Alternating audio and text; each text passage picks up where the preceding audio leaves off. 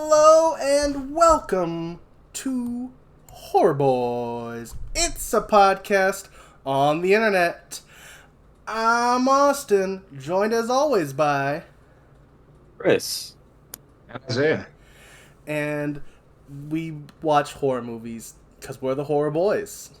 Something like that. I probably messed up again, but hey, we'll go with it. It's close enough. I got the first little part done right. I think I normally then say, and we're the Horror Bois, but I didn't today. And you know what? You're just going to have to deal with that, audience. Sometimes I make mistakes, and you have to just learn to accept me for who I am. You can't handle him at his worst. Yeah. And this is week 2 of our Bois Choice event. It's always been called that. I never announced it as something else. It's always been Bois Choice. Yeah. Yeah. Last week was my choice, but this week I believe it's I think it's Chris's choice. That it was. So That it was. Say what we watched.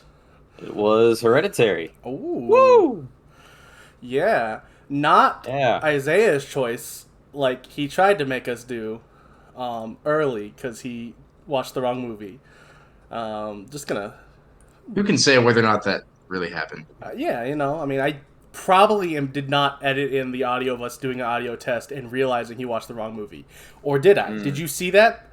Have you seen that now? Is it going up right now? No, it's not. I'm lazy. I'm not editing it in. This is me telling you that it happened. We're not recording on a normal day because Isaiah watched his Bois Choice, which you'll find out what that is at the end of this podcast. Ooh. Stick around if you want to know what Isaiah is going to have us watch next week. But yes, that's right. As Chris said, it is his Bois Choice, and he chose the 2018 film by Ari Aster, Hereditary. Right. Yeah, so Right. I guess we should hop right into it, because I guess if it's your first time tuning in, we do like deep dive reviews where we talk about pretty much everything that happened in it. If that's what you like, we do that. If it's not what you like, I'm sorry. And then more general reviews at the end. Yeah, then we give our general thoughts at the end. So if you really just want like some short form content, watch like the last 5 minutes of the podcast. There you go. Just skip right to the end. Yeah. But actually, leave the room for the probably 2 hours this video is going to be, and come back at the end to then watch it. So we get all that watch time. Please listen to all of it, even if you're not listening to it. But this is a new record for us. This is 8 1/3 pages of notes, because this is a long movie with a lot that happens. So let's hop right into discussing this beautiful beast of a movie. Dude, and it's so detailed in like every scene. We open up on an obituary of Ellen, before then transitioning out of that obituary into a shot of the treehouse that then pans over to a miniature of the house before zooming into that miniature room. Such a cool shot. It is. Yeah. There are some amazing shots, and I think there's a couple times where I discussed them. The cinematography on this movie, I have a couple complaints that I will try to at least wait till I come up or at the end, if whatnot. But I will just praise. One of those complaints is not the cinematography, because this is one of the most beautiful movies I've ever seen. Some of these shots, like this shot here, I'm giving you exactly what happens because I feel like you have to know what happened because it's that like insane, Dude. So yeah, and the music in this part is zoom excellent. in. Yeah, And in comes Dad waking up Peter. because like we didn't get to mention, because we kind of we all went like, oh, it was so amazing. We forgot to mention that like it starts in as a zoom in of this miniature, because the mother of this story is a miniature artist, so there are a lot of miniatures throughout. This zooms into the miniature before transitioning seamlessly just into the real room that this scene is being shot in. Yeah. It is art. And yeah, so we have Peter's dad. I believe his name is Steve. Yes, Steve. Steve wakes up Peter for the funeral. I mean, I don't know if we know if it's the funeral in this scene, why he's being woken up, but he's being woken up to go to the funeral. And then we also have him after that going up to wake up Charlie, who was sleeping that night in the treehouse. Because the treehouse is important. Remember the treehouse, everyone. Yeah. Do not forget the treehouse. Don't worry, they won't let you. No, they won't. But yeah, then after that, they we're at the funeral now. And at Ellen's funeral, we have Annie, who is played by the amazing Toni Collette, who I will praise her here and also praise her every scene that absolutely deserves it. But the acting from the whole cast deserves praise. They are all so good at what they do. It's just it's just They knocked it out of the park. Yeah, they really did. But yeah, so also I forgot to mention it when we came over it. I have it much later in the notes when he does a really good acting, but I will mention the name of Steve's actor when we get to a scene that I felt the need to write it down.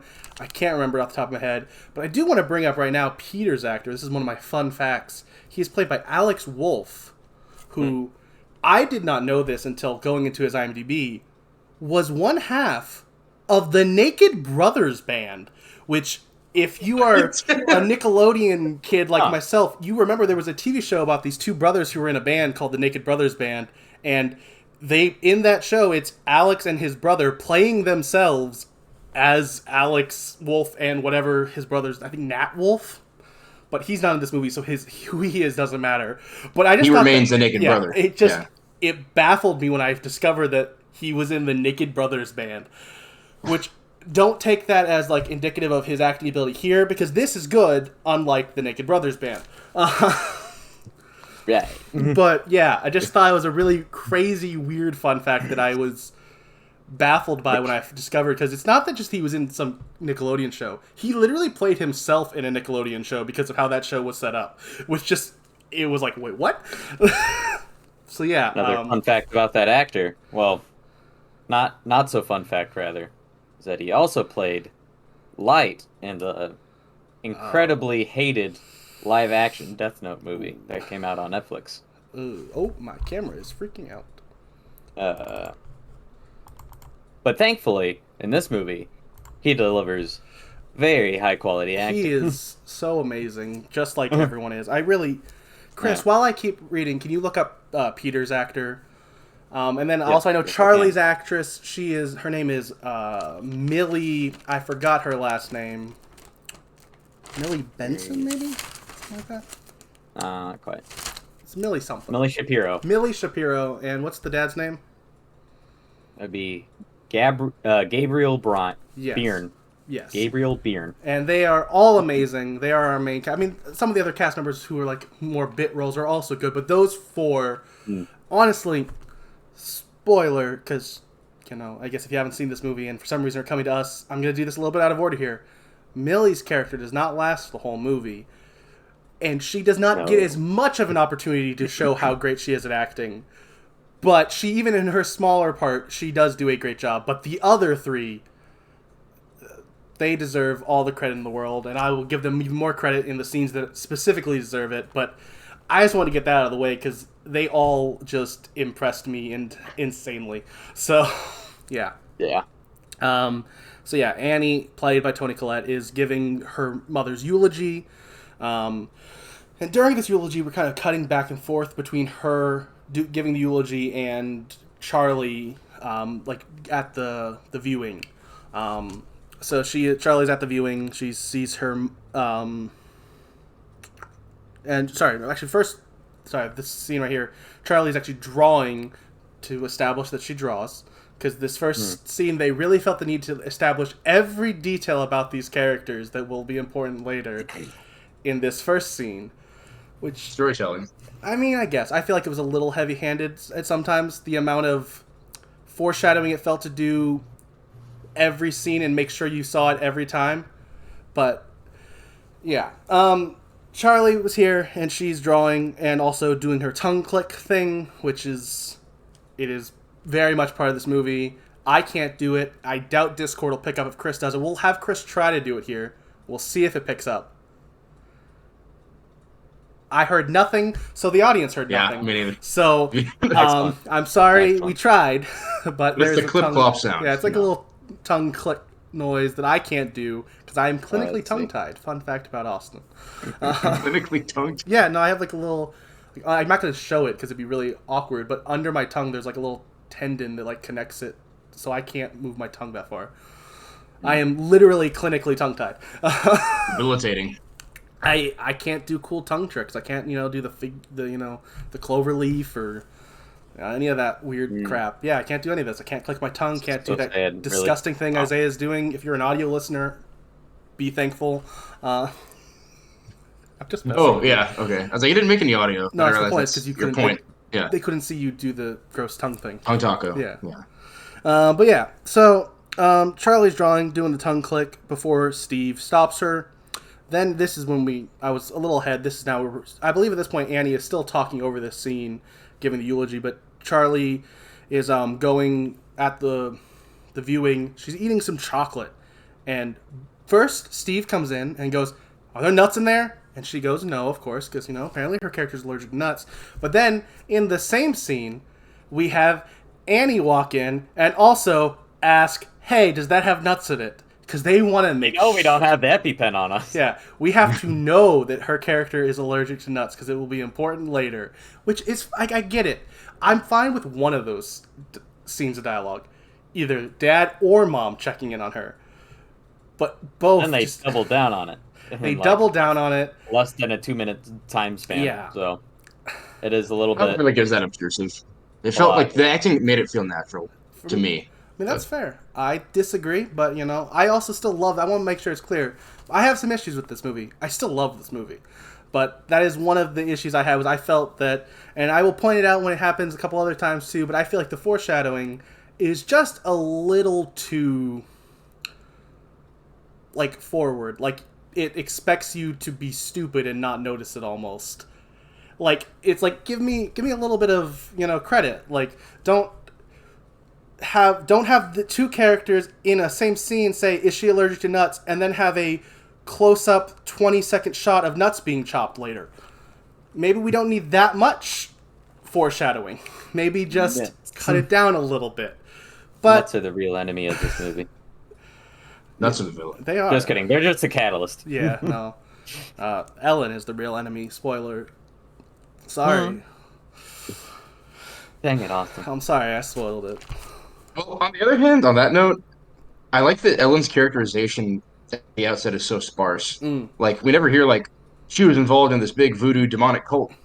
We just hear in the eulogy, she was a woman who was very private, had private rituals. Yeah. And that's it. And then we see a book that has, the word spiritual on it. And it just goes from there. No, yeah, I would agree. And, especially when it comes to Ellen's character, they do a very good job slowly giving you the details they want you to know about her.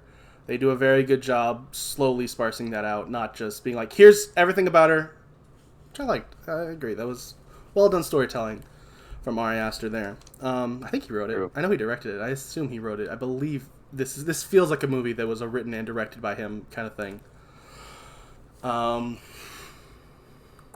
But yeah. So yeah, we get the double down of knowing that Charlie is allergic to nuts. And then we head home.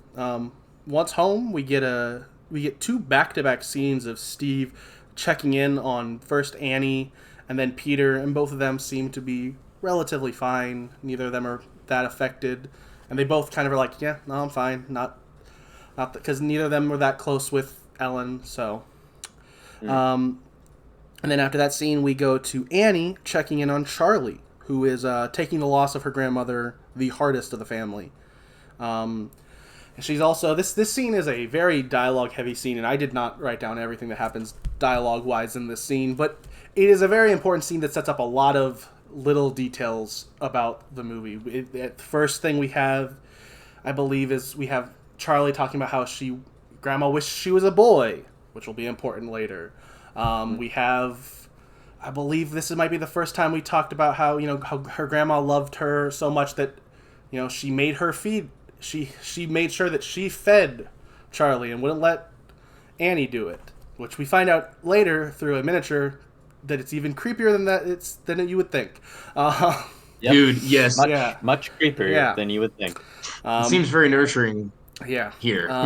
But yeah, so just there's a lot of that kind of stuff, and we also find out that Charlie is worried about who will take care of her when her mom is dead.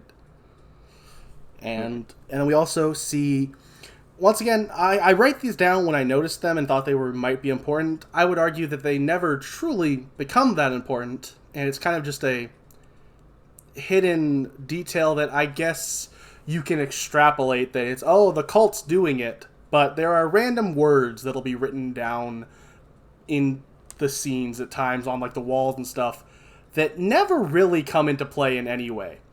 Oh, no, they do, and they are significant, but it's not as like a it's more the audience knows, but also you wouldn't know what any of these words mean unless you look them up. One of them is an English word, right? Half of the last one is an English word, which is pandemonium. Yes. I guess I took that one as 2 words. Oh yeah, whatever. Yeah. It's something Lauchtem pandemonium. Yeah.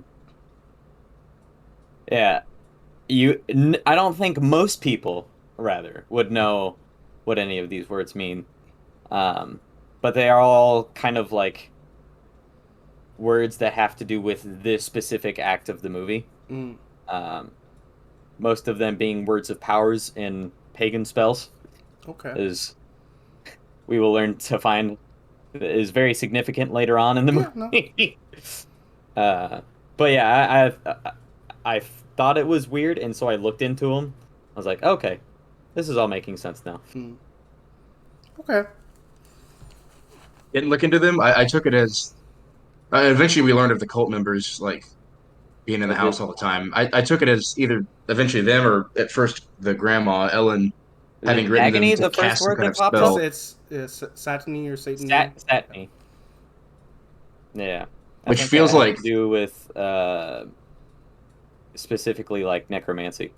All right. Yeah. I mean, I stand by. I don't think they do a good enough job explaining them. They're no. Yeah. No, and I think that was intentional. They explain too much. They explain too little.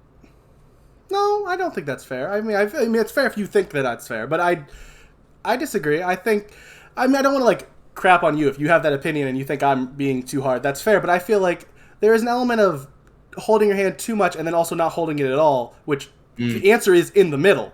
Like, and this movie, I feel like in 2 different points, 2 scenes in a row, did the opposite. I feel like these words, I mean, sure, if you really want to dive deep, you can know what these words mean, but if you don't, you just go, there's weird words on the wall. Which I guess that's enough. That's fair.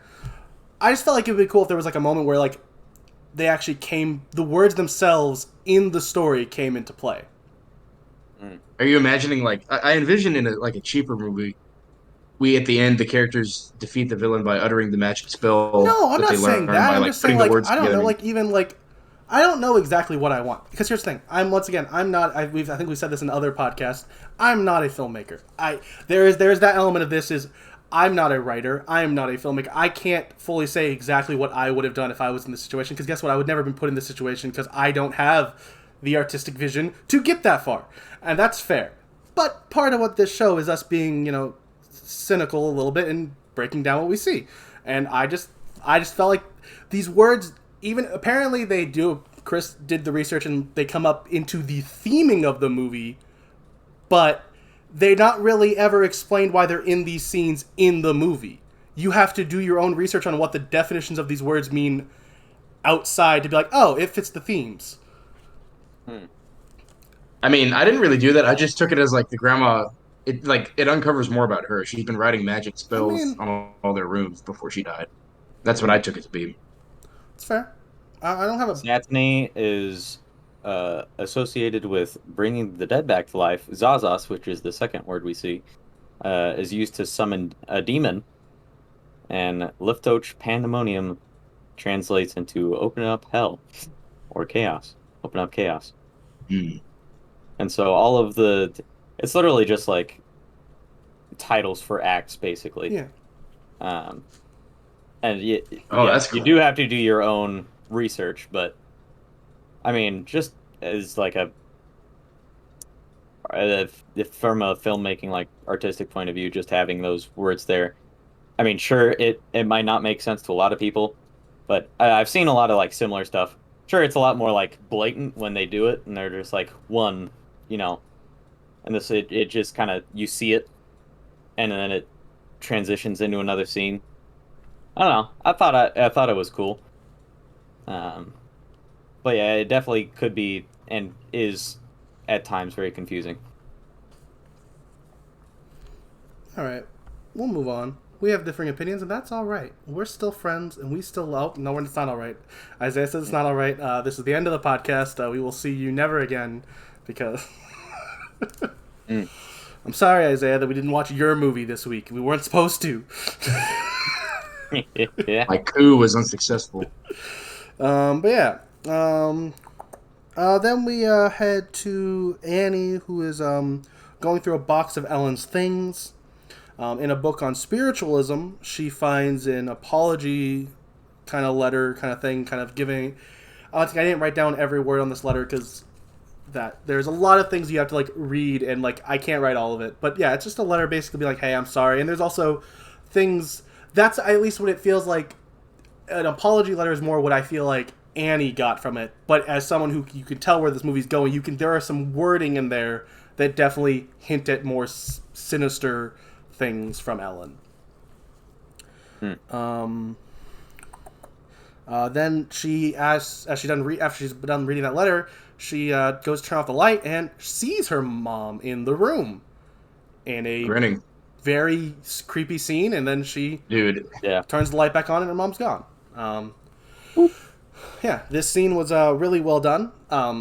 I really liked it. I have no complaints about this scene whatsoever. There were no random words that they expected me to do research on, so I appreciate it. And there was no doubling down on foreshadowing specifically in this scene. So I love this scene. This scene is great. Also, I will say a lot of my complaints are more with like the first 40 minutes or so. I feel like after the first 40 minutes, they kind of stopped doing as heavy-handed foreshadowing. I mean, there's still foreshadowing throughout the movie, but it's less heavy-handed as it is in that first, like, 30 minutes. It's more just, like, kind of breezes by the screen. Yeah, You're like, which if is you catch it, you caught it, and if you didn't, well... That's how foreshadowing should work in a story. It should be something that you catch on, and maybe it's rewatching it, it means more when you see it, not directly in the middle of the frame you see a telephone pole with a symbol on it directly in the frame for like 30 seconds saying, hey, this pole is important.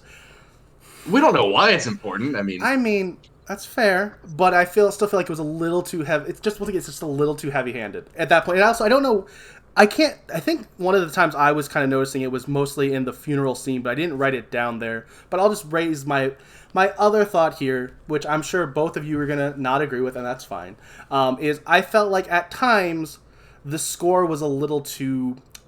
It was trying too hard to make me tense. There were scenes where no tension was really needed, but they wanted to keep the error of tension throughout the whole movie. So there'd be scenes where it was relatively monotonous, and there was still a really spooky score in the background. And I'm like, it just felt like it was trying too hard. But also, I'd say that was really, once again, only about that first 30 minutes, because after that, the movie doesn't really have scenes that feel monotonous. It kind of really...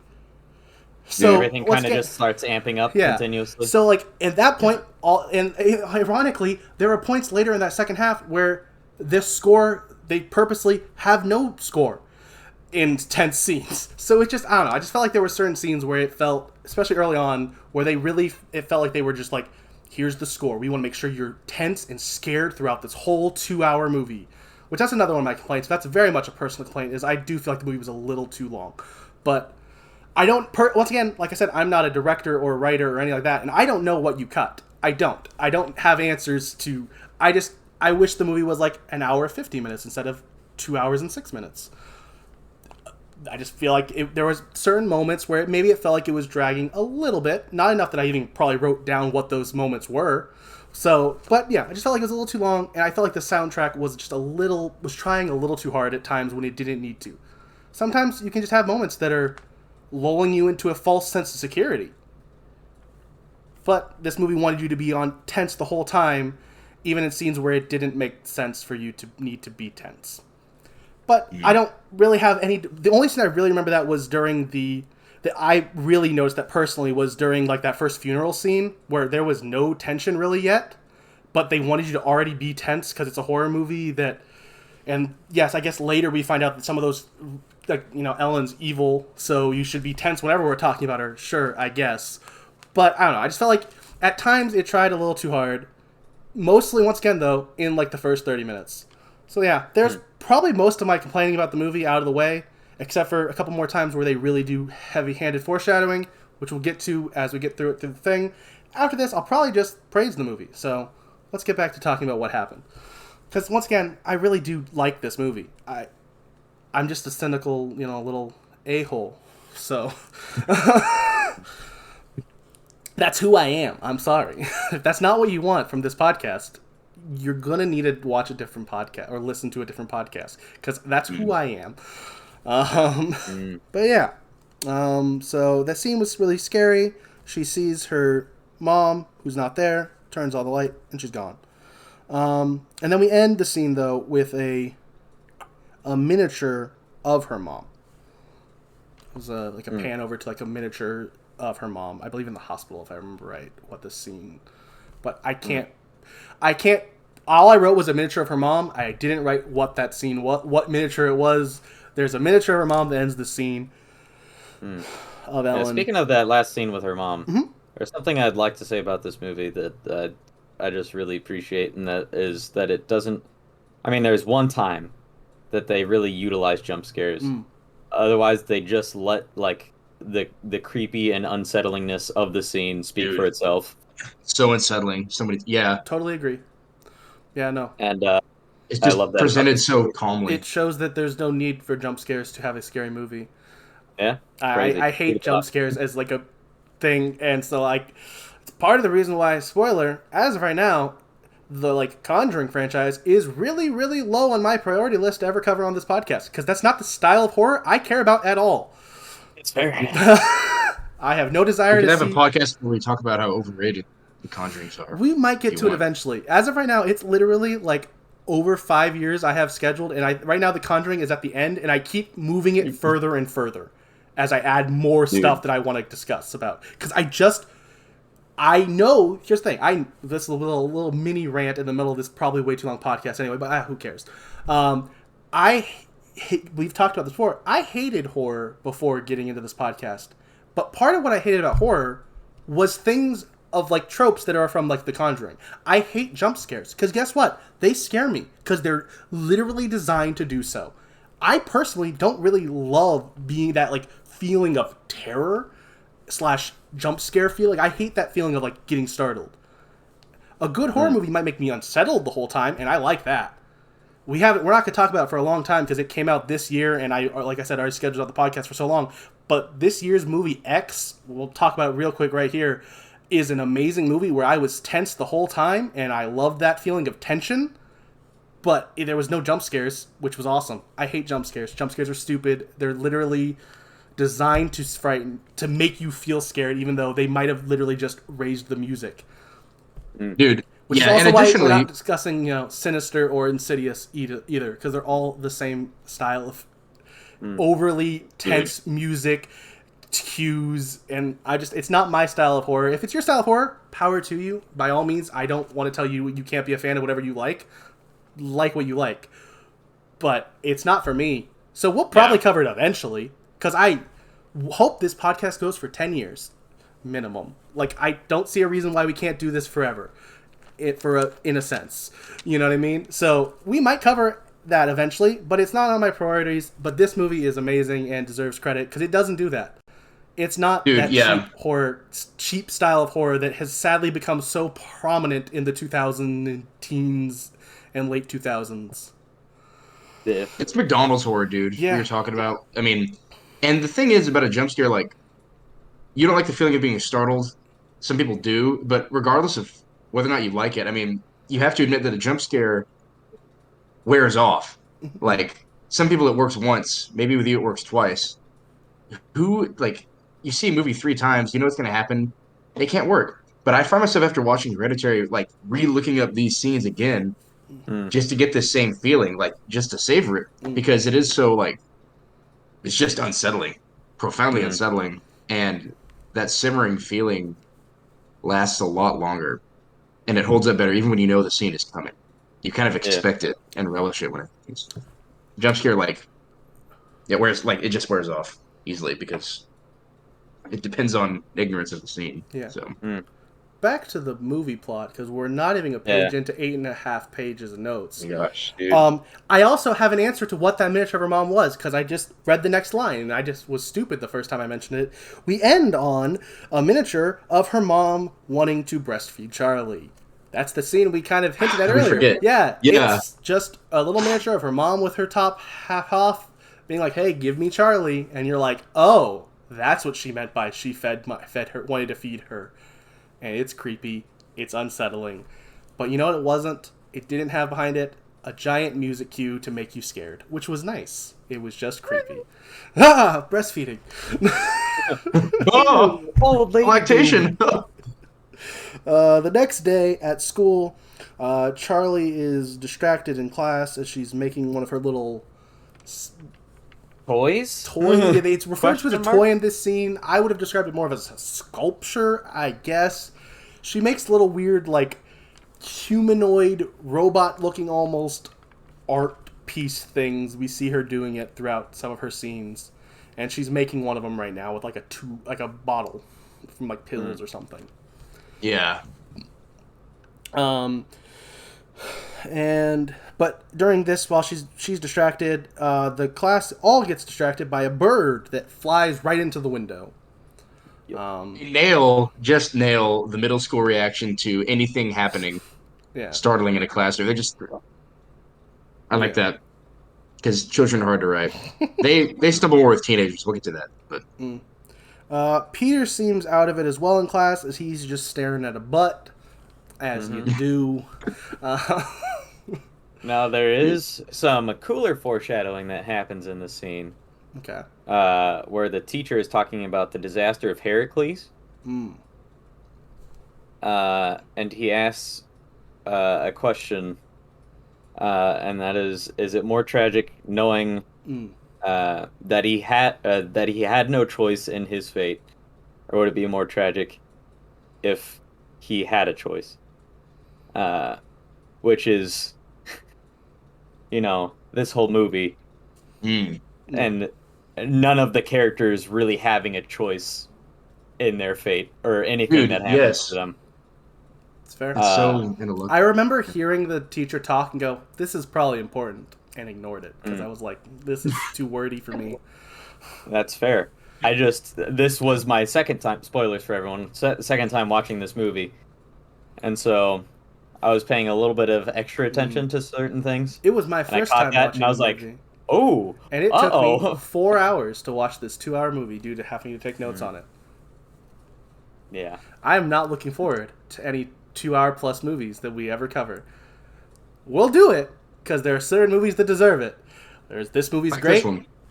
Yeah. I've heard amazing things about The Shining. Haven't seen it, but I know it's supposed to be a classic. Oh, dude. Yeah. I already have my own preconceived opinions on it that hopefully the movie will disprove. But we'll get into that next year when we discuss The Shining. But we're actually probably just going to watch the Simpsons episode, The Shining, because it's really good. It's a great Treehouse of Horror episode. Treehouse, oh my gosh, it's relevant. But yeah, then we cut outside after he's staring at the butt during not paying attention in the mythology class, and Charlie cuts off the head of the dead bird. Yeah, she sure does. Yeah. And then also across the Cheers. street, a lady is an unknown lady. I don't believe this is any lady we ever know.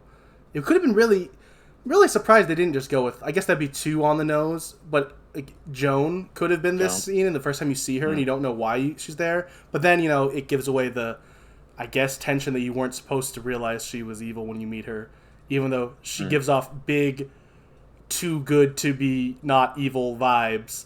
But she gives off a like really like way too nice vibe where you go, she's definitely, this is a horror movie. She's definitely a little evil. Yeah. So I don't know. I feel like it would, but it's just some random person waving here, which is fine. That's not a real complaint. That's just me having a thought as I'm discussing, remembering this scene happening. I'm like, oh, it could have been Joan, but it wasn't. It was some random lady waving at Charlie. Random lady with red hair. She had red hair. I thought she was blonde.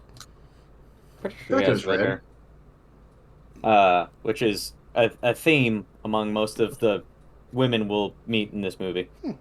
Huh. Okay. Joan. I'll wait. Sure. Waves at her from the street. Then we head back to the house as Annie is freaked out about her mom's room door being open. Yeah. We also see a triangle kind of etched into the floor. Yeah, just a casual triangle etched into the floor next to your bed. You understand. As you do. Then Steve gets a call from the cemetery and finds out that Ellen's grave has been desecrated. And at this point, we don't know anything else about that. It's just that it's been desecrated. And also that he does not tell Annie. Because he decides not to tell Annie about this. Then Annie lies to him immediately because both of them are, both just lying and keeping secrets from each other. She lies to him about going to a movie. And she goes to a, therapy support group kind of situation. Yeah, grief counseling kind of situation. During her sharing, we find out that her mother had DID, dissociative identity disorder, and dementia, and that her father starved himself because he had psychotic depression. Then we also find out that her older brother had schizophrenia and hung himself in his mother's bedroom, which already sounds kind of suspicious. But yeah, he hangs himself because he said she was trying to put people in him. Yes, I was getting to that. I was doing that. Don't worry. Sorry. Yep. That was that. Trust me, that's very important. I would not have missed that. I interrupted. It's very important. Yeah.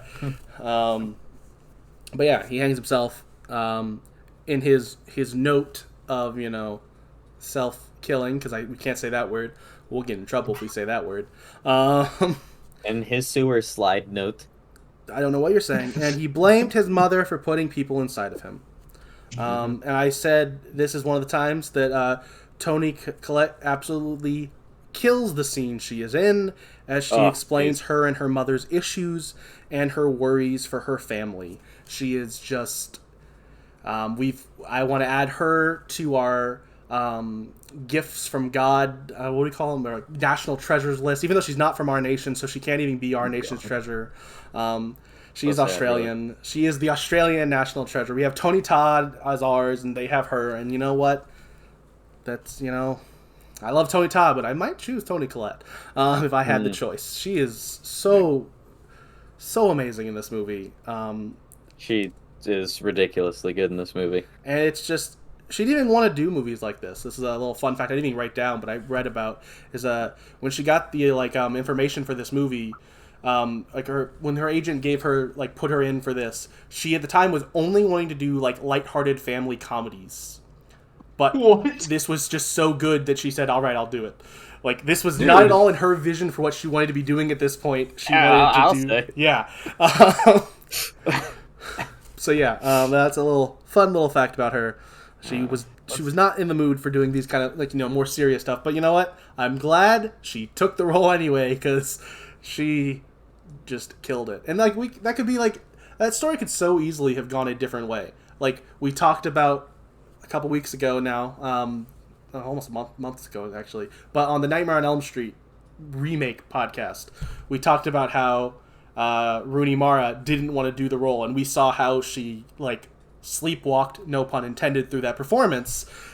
This is a movie that on paper maybe Toni Collette didn't want to do initially, but then the script was so good she did it, and she killed it in this movie. Dude, yeah. This just she's just so good in this. And she also in this scene she also explains kind of more of her mother's issues and how how she was gone during the beginning of Peter's life, but came back, and they had a lot of issues, but she was in Charlie's life, but wasn't in Peter's life, which is a little important on why, maybe Charlie was chosen to be a vessel before someone else was. What? Yeah. I will just say that due to the writing of this movie and the acting, it's not only like an astounding horror movie, but it's also like just a beautiful depiction of like death and grief. Sure. Yeah, no, this is... I would honestly almost be completely willing for the argument of this is more of a family drama than it is a horror movie. Yeah. Like, it is... Like the first half, absolutely. I would argue even throughout all... I mean, yes, there's still horror elements, and it still counts as a horror movie enough that we would definitely cover it, and I have no problem. But I would say it might... If, like, when you go off, like, on IMDb, what should be first? Probably drama, then horror. And that's not me saying it in a bad way. Like, it's just, like, there is so much, like, family drama and, like, the depiction of grief that I've never seen in any other movie to the level of, like, ability... Like, it's like so brutal. It's gut wrenching. Yeah, and we get to see like different sides of it too, which like spoiler, but like Steve is reacting in a different way, but is still broken, and like it's amazing to see both. And yeah, maybe they're all in different stages of grief.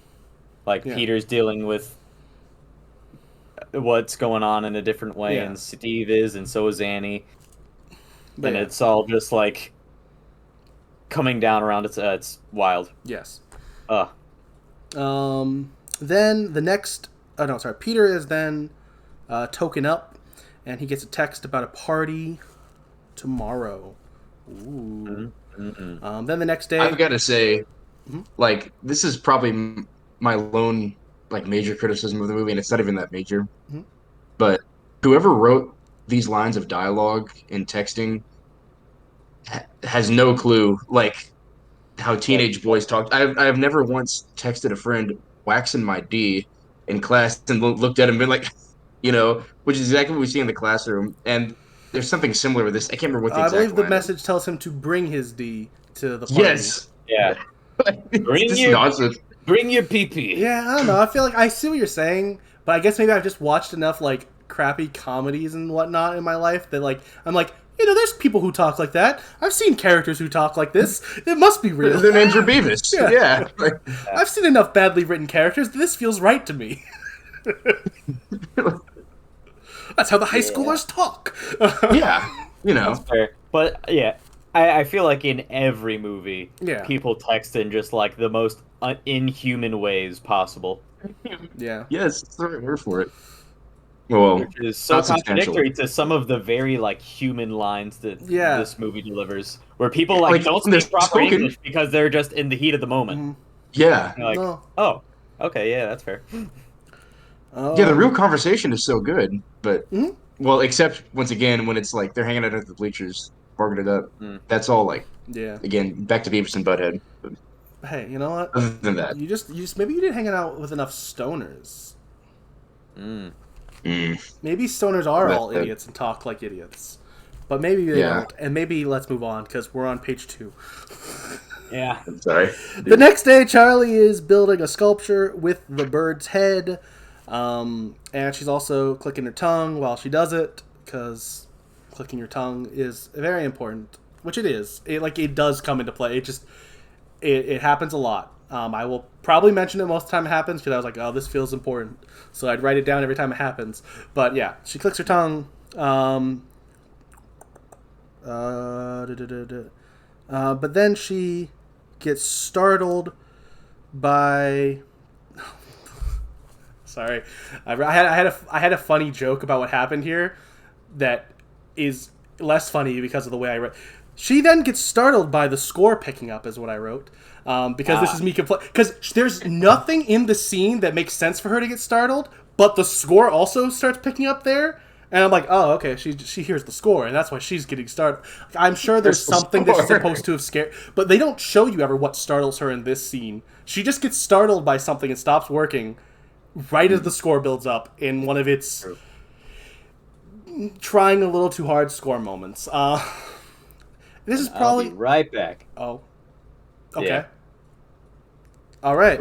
I'm gonna keep going. Yeah. Go. Then Annie gets a text from the art gallery asking for update pics. That's really all that happens in that scene. Then we get a prolonged scene of Charlie walking, presumably away from the treehouse, while the music goes into high gear. She's like, a moment while she's like holding the head, and like, yeah, don't get me wrong, that's kind of a creepy scene because she's holding the head.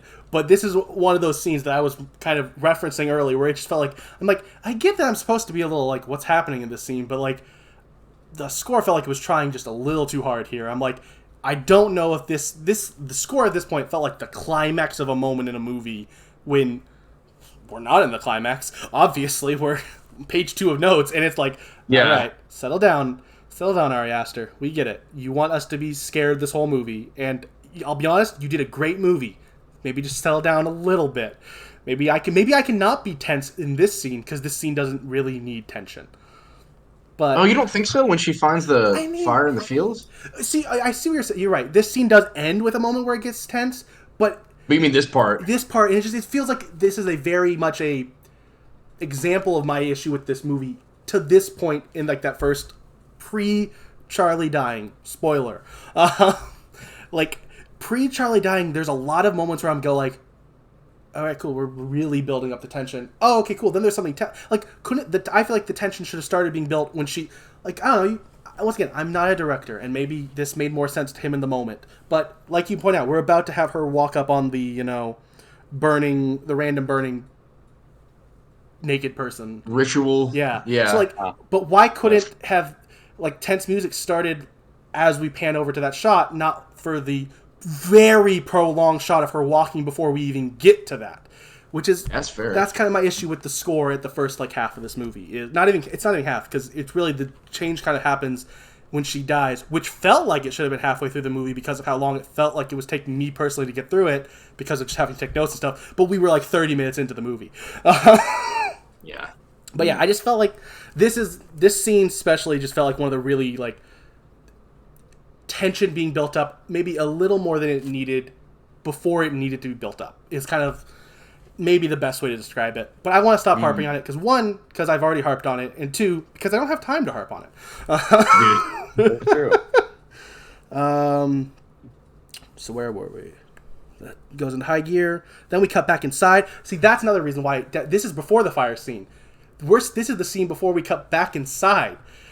This fire happens a little bit. Once again, definitely why that scene did not deserve that tension yet. Because we cut back inside to Peter asking his mom if he can go to a school barbecue, which was his lie about the party, which didn't really even work that much because his mom refers to it as a party later without him ever even saying it.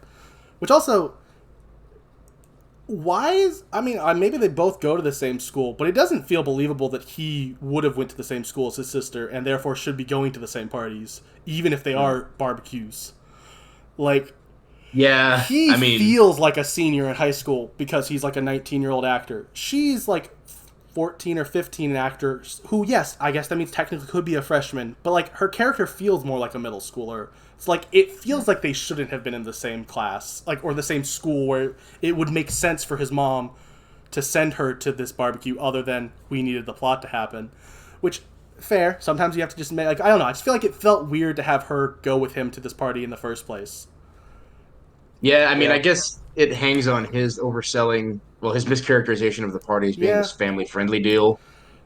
But he just called it like a school barbecue. Like still, if a barbecue is for like his friends, you don't send your like. It's still weird for her to be like, no, you take your sister. But whatever. Yeah. Yeah, I guess that's saying something about her. Her as a parent, she's very. You're probably familiar with this, like having a little sibling. I got told to take my little brother to work all the time. What were you saying, Chris? I feel like it's definitely her as a parent, specifically towards Charlie. Her style of parenting towards Charlie, and that's fair. I can't remember if it was in like the grief share scene where she talks about how she basically gave Charlie to her mom. Getting Charlie out of the house, is that what you're getting at? Like, yeah, that as well as that, like, she doesn't want Charlie as her own responsibility. Yeah, that's fair. No. That would make sense. Yeah. Which will come into play later. I mean, I still feel like a very, very intense scene. Once again, I'm excited to talk about. I'm willing to be, the cynical jerk who points out things, but I still stand by. Even if you're right, that might be why the character was doing it.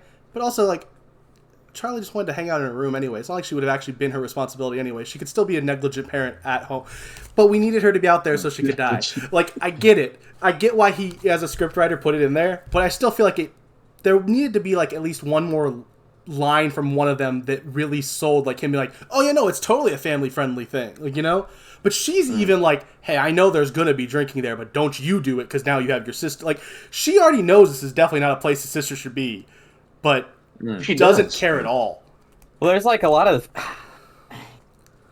so there's the scene where she's running outside with like no shoes on. Yeah, no, that's which seems like super negligible, but like Annie's character like blows up about it. Yeah. And instead of like Charlie being her responsibility, wants if something bad happens to her, even if something bad happens to her, for it not to be her fault. Which is what like that relationship feels like all throughout this movie. But also she still wants to be, her mom. Yeah. It's fair. And then we go after she says, hey, you have to take your sister. We head back to Charlie, who clicks her tongue at a lady who is in the field in like front of her and on fire. Yeah, she's on fire. I mean, it's weird cult stuff that we don't get an explanation for here, and that's fine. But it just was like, wait, okay, there's a weird burning person. Well, they're not burning. It's the fire's in front of them. The field. It's like a big ring. Yeah. Burning like a big ring of fire. And she's just hanging out naked in front of it. Yeah. But yeah, then Annie finds her out there, and as you point out, reprimands her maybe a little harsher than needed for not wearing shoes. Which it was also, I think, wasn't it raining maybe, like in a scene before or something like that? So like maybe it's extra sickness worries. I don't know. Established that it's really cold. Yeah. Even though it doesn't just that, yeah. quite look like it, but yeah. Yeah. But yeah, so she gets her back inside, and she's mad at her, for being barefoot, and she tells her that she's going to this party, even though Charlie does not want to. But no, she's going. Oh. Now, especially because of, you being out there barefoot, you have to go to this party where you're... Mm-hmm. I know there's going to be underage drinking, because I specifically say, hey, is there drinking? And he says, no, there isn't. She's like, sure. And now you definitely can't drink. And it's like, okay. But you still feel like this is a place for your 14 at most year old daughter to be? Like, I get that she's a bad parent, but like, maybe like, I don't know, just have another line somewhere there to really explain her motivation for getting her to want to go to this. I don't know, I just felt like a little too forced to make her go to this thing she definitely didn't want to go to. That's definitely a bad place for a child to be. But once again, it's a negligible issue. It didn't bother me more than like 2 seconds, and then the movie kept going, and I was like, all right, whatever. Then we're on the way to the party, and we see this is what we mentioned earlier, another one of those scenes where I felt like maybe a little too forward with their foreshadowing. We see directly in the middle of the frame for a prolonged period of time a telephone or electrical pole that has the little symbol of the cult on it. We don't know what that symbol is yet at this point, but we did see it on... It's the cult of Payman. Yes, but at this point we just saw it as a necklace that both Annie and her mother were wearing at the funeral. So yeah. But it is directly there, and I will also say, maybe I will preface, maybe part of my issue with this is, I think, because this movie came out in 2018, and I have not been someone who shies away from learning about movies that I haven't seen, knew exactly what was going to happen to Charlie in this movie.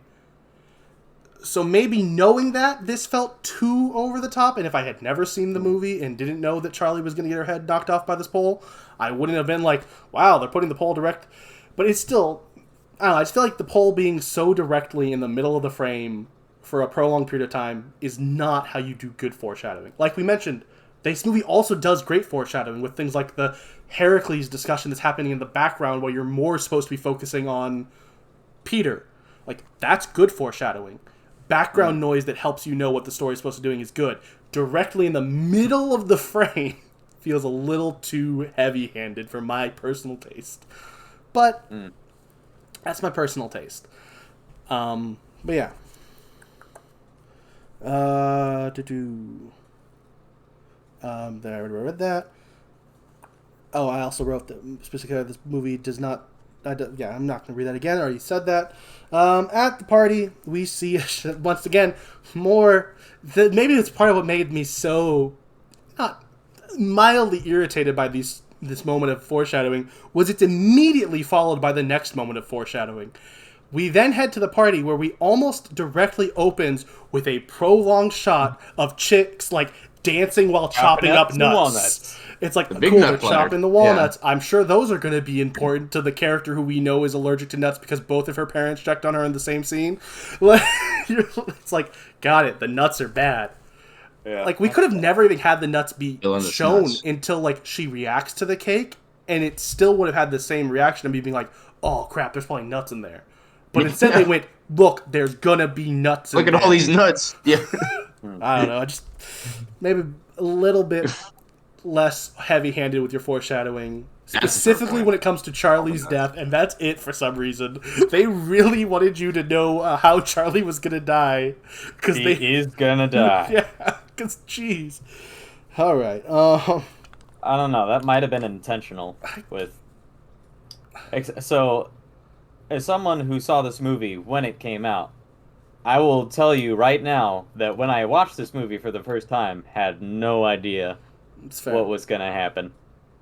Literally no idea. No, that's fair. Did not see Charlie dying coming at all. And, like, I saw the foreshadowing happening, I was like, are they going to kill off Charlie? And I was like, no, surely not. Because the way this movie was advertised when it came out, it made it seem like Charlie was the epicenter of the movie, and that was going to be, like, the character that we follow throughout the entirety. And so the entire time, I'm like, surely they wouldn't, right? And they just keep on, I gotta do it. We're gonna do it. Just do it. And you're like, no, you wouldn't do it. All right. But lo and behold, they do it. They do. Then we head back to the house where we get once again, I feel the need. This is kind of one of those moments where anytime I say the words really prolonged, maybe that's those moments that I was saying I didn't know where they were, that we could have cut to make this movie not 2 hours and 6 minutes. We then get a really prolonged shot of Annie working on the miniatures, like really prolonged. And like, I get it, she works on miniatures, but like some of these shots feel like they're extra long. And it's, I don't know. I just feel like maybe it's once again because I'm coming from a different point of view as someone who has to take notes on a 2 hour plus movie. 2 hours feels like a little excessive for me. If I was just enjoying this movie as purely enjoyment, maybe I wouldn't have a problem with this movie being 2 hours and 6 minutes.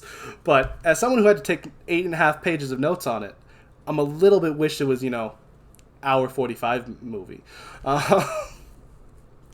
But yeah, so we get a really prolonged shot of her miniatures, and Annie is working on them, and specifically, the one she's working on right now is of her mom in the bedroom door of, like, her bedroom.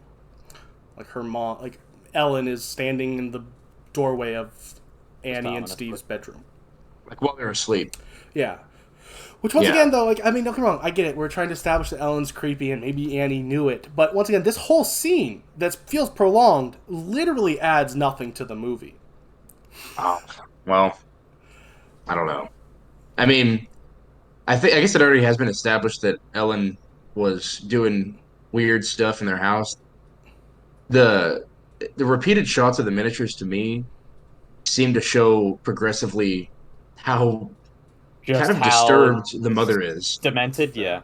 I think it does help paint a picture because we hear these things and it's hard to get exactly how just disturbed she was, and then you see these miniatures of just her standing in the doorway watching them sleep, and then her like breastfeeding her child in front of her. Yeah, I think it helps paint a picture. And sure, maybe the shots are too long, but I don't think they're not for nothing. No, I agree with especially like the breastfeeding shot because I feel like this shot's we've already seen this grandma want to breastfeed the kid. I already know she's a freak. I don't then need to see her standing in a... If these shots were swapped, I'd agree we've progressed in creepiness. But we've already established her as maybe as creepy as I can think. I mean... Yeah. Well... and also just like, felt really long. And takes you away from the point of the story you're caring about at the time. Yeah, I was referring also not to Ellen, but also to Annie. Because our first miniatures that we see Annie making are pretty innocuous. And then eventually we have this scene. And then it leads up to her sculpting the scene of her daughter's grisly death. Yeah. And even Steve is like, what's wrong with you? So I think it gives us a look into Andy's state of mind at the very least. It's fair. It's fair, but I disagree. I'm just kidding. Sure. No, I see both of your points. I still feel like it felt too long. And at the very least, it felt like a very long shot that was taking away from the part of the story that seemed relevant at the time. You're right. It adds to like the deepening falling apart of her character. But yeah, I don't know. I didn't personally love it, but I also still stand by I still love this movie. I'm just a cynical jerk who is going to point out every small, even if it is, flaw that I see in a movie. Because if I just said, this movie's really good, I don't think that's as interesting of a discussion. The end. Yeah. Now we're back to the party. The cut back between the party and Annie might be kind of a nailing on the head of kind of what we were talking about before of how, she's putting this responsibility of her own child on Peter so that she can work on her miniatures. And, like, this has become her obsession is, like, her relationship with her mother and trying to, like, depict it as accurately as possible. That's fair. And I'm sure there's some message about dealing with her trauma. But I feel like part of the reason, that she sends Charlie off with Peter is specifically just so she can work on this miniature. Because there is a lot of parts throughout this movie where it's like, the miniatures, don't forget about the miniatures in the project. Yeah. It is due. It's coming up. Don't forget to work on it. I still would argue that, personally, that's still a flaw with the movie for me, because, like we already established, Charlie had never shown any bit of actually being a distraction for Annie. Once again, maybe have a scene where she seems like she's not able to get work done because of her to justify sending her off in the first place. But, like, Charlie's a weird little kid who stays in her room and builds her own sculptures. I don't know. Once again, though, it's a small flaw. It did not take me, like, out of this movie at all. I still really enjoyed this movie. This movie is amazing. I want to make sure that is 100% clear as I crap on parts of it. I don't think there's a such thing as a perfect movie. I don't think it's possible. Every movie I can probably find something I don't like about it. So I still really like this movie. But now we're back at the party. Yeah, now we're back at the party where Peter is awkwardly talking to the girl with the butt. Really, really awkwardly talking. Yeah, he's just trying to chat her up, and he is not good at it. Then he asks her... so he's like, you like weed? Smoke weed?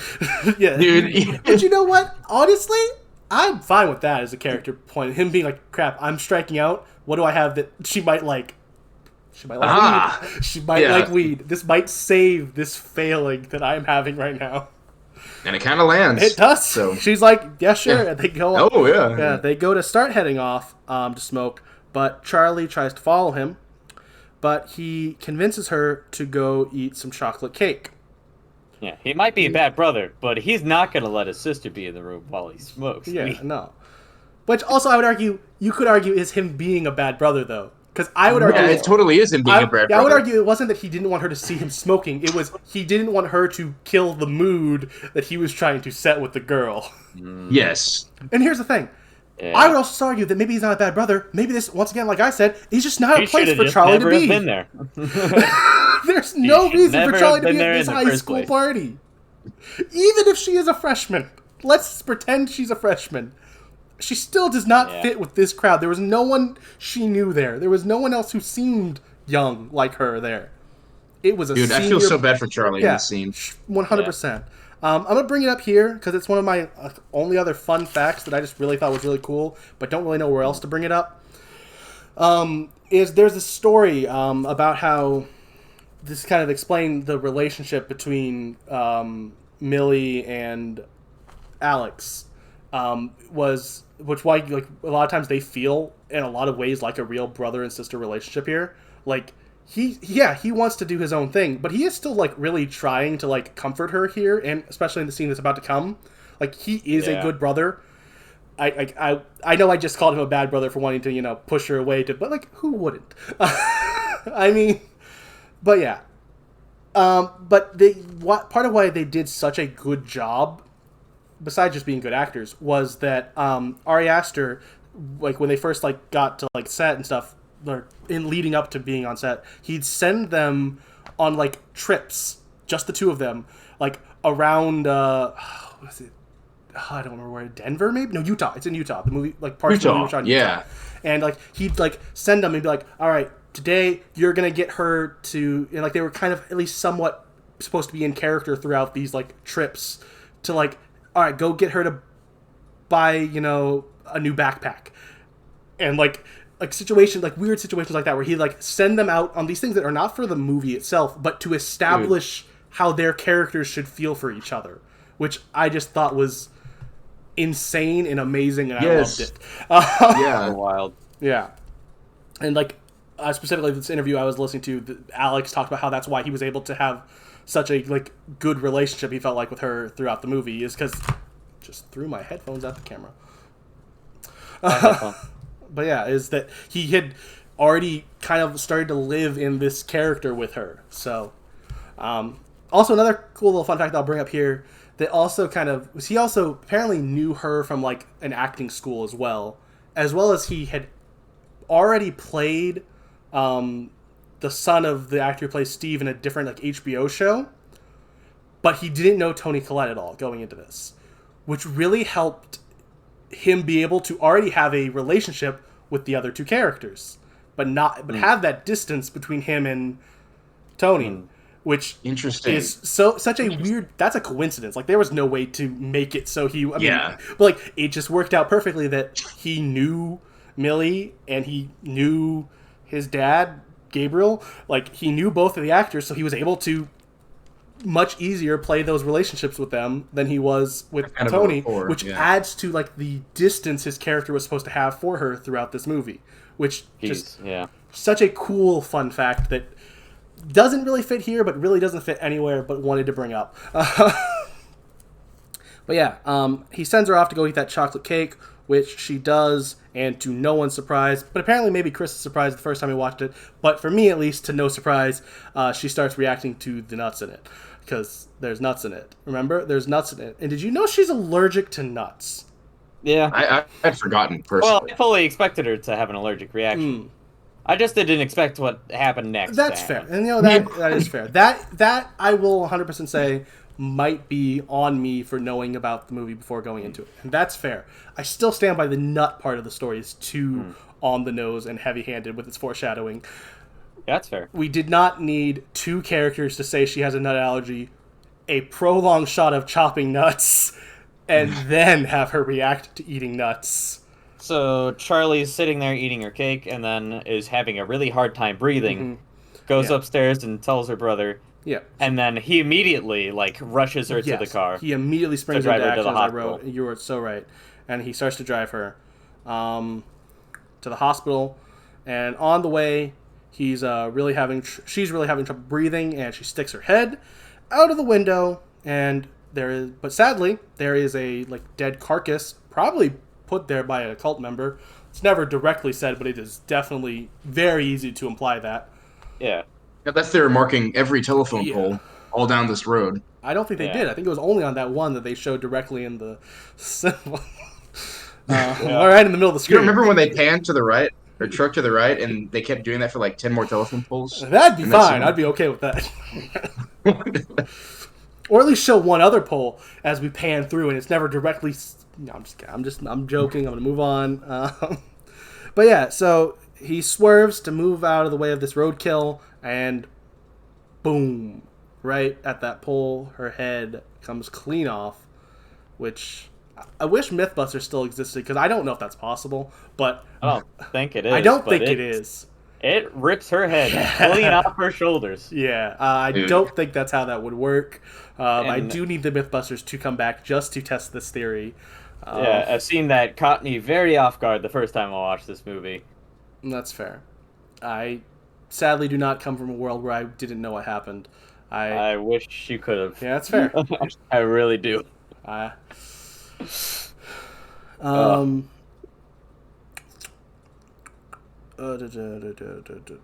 lost my place.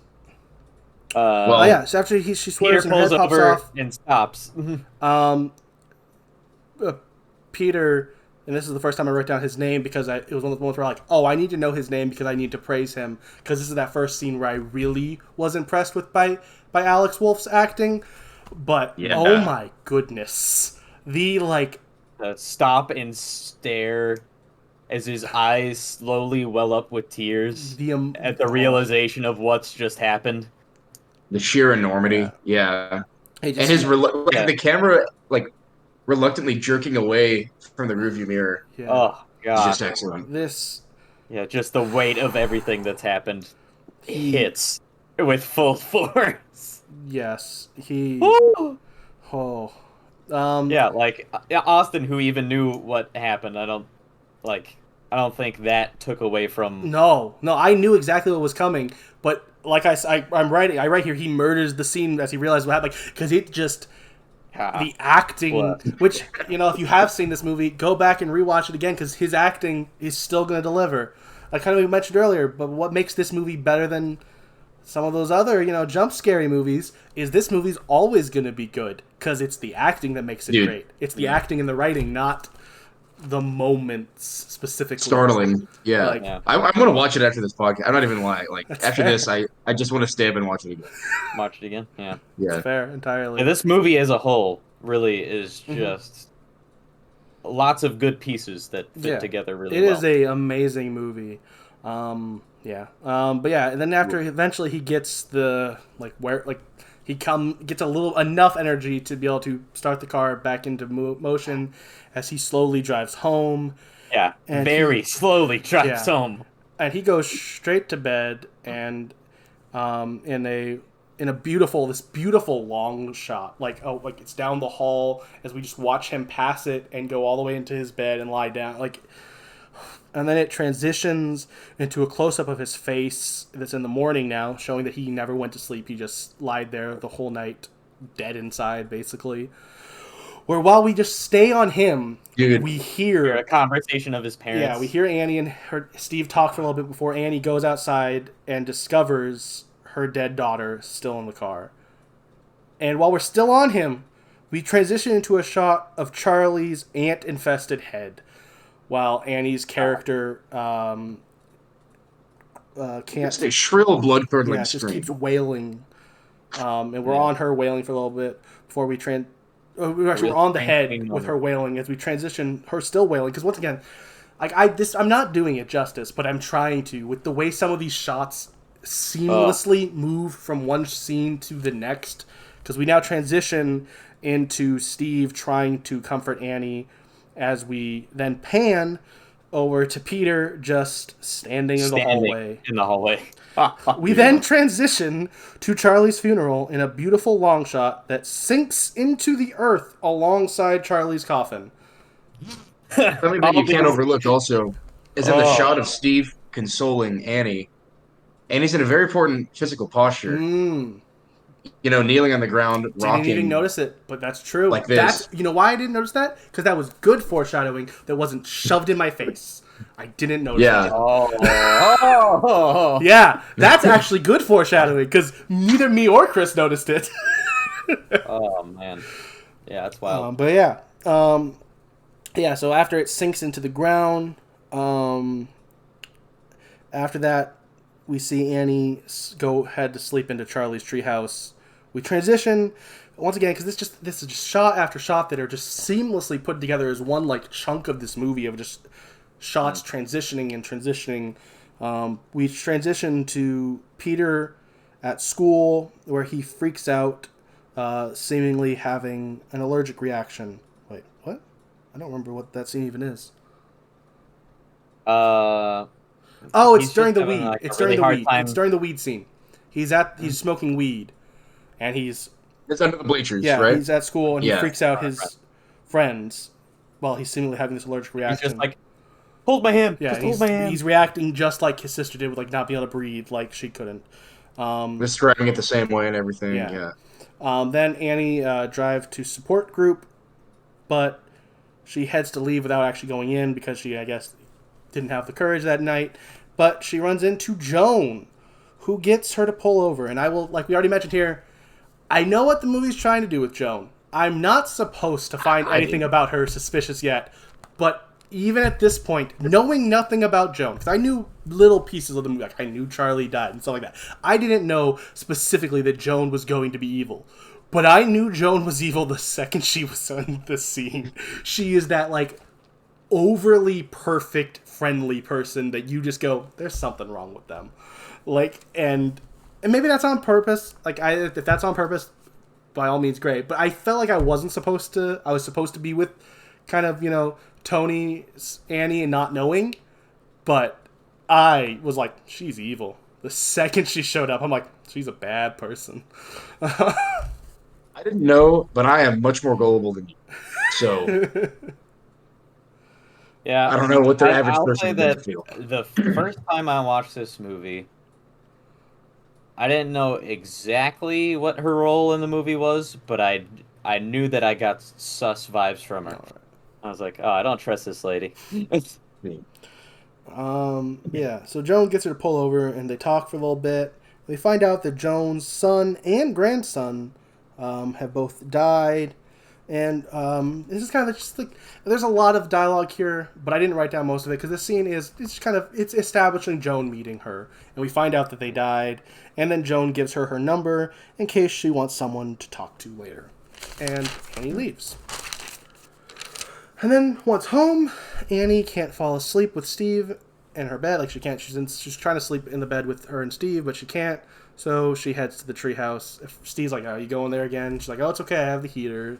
And once again, Steve is not happy with what's happening, but is such a supportive person. Is like a character. Like he is such a supportive husband and father that he doesn't fight it. He just goes. He's realizing that's her way of coping and is accepting it at the time. He later, as stuff kind of gets more crazy, puts his foot down when he feels he needs to put his foot down. But at this point, he's just trying to be supportive. He's just trying to hold the pieces of his family together as they are crumbling around him. And Gabriel deserves so much credit as well. Like, it's easy to point to Tony and Alex and go, this is the scenes where they absolutely killed it. And I don't know if there was a specific scene where Gabriel killed it, but he does kill it throughout this whole movie of that perfect, just trying to hold it together character. And he's much less emotional, but I think that's definitely intentional. He's the stern father figure who's trying to be strong for the rest of the family, and maybe comes across as a little aggressive at times. Yeah. But he plays his part well. For sure. Peter is trying to sleep, but he hears a tongue click when he's laying down. Yeah. And he's not able to. Then he freaks out, and then one of the things that we get that's closest to a jump scare in this movie is just a tongue click in the middle of the night. Yeah, I guess. Yeah, it's fair. Which I didn't even think of it as a jump scare at all, which shows you how not jump scare heavy this movie is. But yeah, then we head to Annie, who had the next morning or some day down the line. The movie isn't 100% perfect at telling you if it's the next day, but it is now a sunny day, not night. There is definitely a moment where I thought his scene was the next day, but there was a line like in that scene where they talked about a couple days ago. So I'm like, oh, okay, I guess it wasn't the next day. I think that was closer to like the beginning after the funeral. There was a scene that felt like the next day, but technically wasn't. It doesn't really. That doesn't matter. But yeah, so at some point where it's sunny, Annie heads to visit Joan, who has a welcome mat. She looks at and she recognizes as very similar to the ones Ellen used to make. Mm-hmm. I wonder if that's important. But we don't know that yet. No. Well, no, we do, because she walks in and tells her. She literally walks in and goes, "Oh yeah, your mat's a lot like the one my mom used to make." And Ellen just like, or not Ellen, Joan's just like, "Oh really? Crazy." And then we don't know for sure that her mom made it yet, but we do know that it's similar to ones her mom used to make. And then Annie describes what finding Charlie's corpse was like, and Joan asks her about her relationship with Peter. Annie then tells her an older story about how in her she sleepwalks, and how one time she almost killed herself, Peter, and Charlie with paint thinner and a match, and how her and Peter have had a bad relationship since. That is me condensing this scene into one sentence, but once again, Toni Collette kills it, explaining just diving into the emotion and how they don't trust her now and all that. But that's the gist of it, for the sake of this not being a 4-hour podcast and only a 3-hour podcast. It also ties back into something she says earlier, again in that grief share meeting, where she talks about, I always feel like everyone just blames me. And then they say, well, do you know what they blame you for? And she says, I don't even know. And this is definitely, that hangs on this story. And it kind of just builds as we find out more and more. Yeah. That's well done. Yeah. Well done storytelling. Yeah, I didn't even think about that. Then we cut back to the house. It's a little bit later in presumably the same day, but once again, doesn't matter, but it might not be. And Steve goes to get Annie for dinner and is absolutely shocked and disgusted by the miniature Annie is making of Charlie's accident site. But to show kind of that progression of her character of being so broken, she doesn't even see that big of an issue of it. She's like, what are you talking about? Why would Peter be worried about this? This is an objective view of what happened, not, I guess. Yeah. A judgmental view of what happened? Yeah. I don't know. But yeah. Then we head to the dinner scene. And I write here, which once again, I am not going to do this scene justice. I'm not going to talk about every moment that happens in this scene, but it is an amazing scene that I write here, and I feel like needs to be read how I wrote it, because I stand by everything I wrote here. This is the most gripping and captivating dinner scene since the Texas Chainsaw Massacre from 1974. There are two scenes of dinner scenes that I feel like will go down in horror history, and it is Texas Chainsaw Massacre for much different reasons, and this scene, that are just this scene is just so good. It is just Charlie. The character work between all of them in this scene, of just the emotion from all the different characters. And once again, this is the scene where I feel like the best examples, Gabriel Byrne's Steve just trying to hold the family together, but he does do a great job throughout the whole movie, but this scene is the best depiction of that. As just there's a lot of accusations and blame that is being thrown, and just I can't do this scene justice. I didn't take notes of everything that was said, but it is, just take my word for it, it's amazing. And basically at the end of it, it all ends in them just all mad at each other, because not all mad at each other, because actually literally ends with Annie leaving after being so upset, and specifically mad at Peter for not taking responsibility at all. She tries to throw blame on him, and then Peter says, well, Charlie never wanted to be at that party in the first place. Essentially saying, you forced her to go. This is also you forced her to die. Yeah, and, in a lot of ways, they're actually both right about this scene. Yeah. It's both parties' fault. Yeah, and The only person who is innocent of this specific thing is Steve, and he's just trying to hold them together and just eat dinner and have both of them stop yelling at each other. Yeah. But they won't, and Annie storms off, and Peter is broken from it because, it's a very emotional moment. He's dealing with the death of his sister that he does blame himself for, and now his mom just yelled at him, blaming him for it. It's his fault. Yes. Yeah, so he is broken, and it ends with a amazing shot of just Steve, just gripping his son's arm, rubbing it, just like a consoling dad trying to, just hold the pieces together. It's just... Yeah. This scene is this might be the best scene I've ever seen in a movie. Individual It is one of the most scene, heart-wrenching scenes. It is so well acted, and it's so simple when you really think about it too. There's not much you can really say about it, but it's just so well acted from all three people involved. And I want to specifically here praise Gabriel Byrne, because I feel like it's so easy to praise Alex and Tony for other scenes, even though they both killed in this scene as well. This, I feel like, is the best depiction of Gabriel Byrne's just trying to hold it together. It's just the emotion on his face, even. It's a subdued emotion, but it's still just him reacting and trying to not let the world burn around him, because it's, his fatherly duty to hold this family together, and he's not able to do it. And we later see that him not being able to do it is hurting him later, too. Once again, this movie is so well acted and so well directed. The building of these characters' breakdowns for all of them is so good. They all break down in different ways, but all break down beautifully in a way. Yeah, good way to put it. Then we cut to sometime later, and Annie runs into Joan in the parking lot of an art store, and Joan tells her about these two... Runs into Joan at an art store. Sure, yes. Joan is definitely there on purpose, but she runs into Joan. Officially, that's what happens. She just runs into her.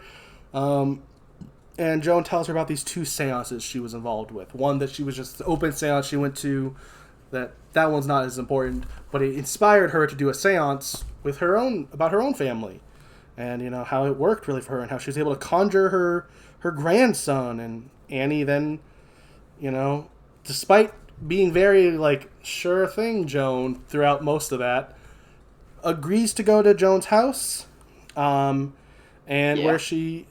her and Joan start to do their own seance again for Joan's grandson Louis. At first, Annie is pretty skeptical, but once Louis starts writing on the chalkboard and messing with her hair a little bit, she starts to freaking out because she's at a seance, and it's not... The ghost is there. It's not like how most seances would work in the real world where nothing happens. In this one, crap happening. And as she's about to leave, Joan gives her instructions on how to do her own seance, which includes, make sure you read these specific words these specific words that will definitely not summon payment into your family. Definitely not. Definitely not.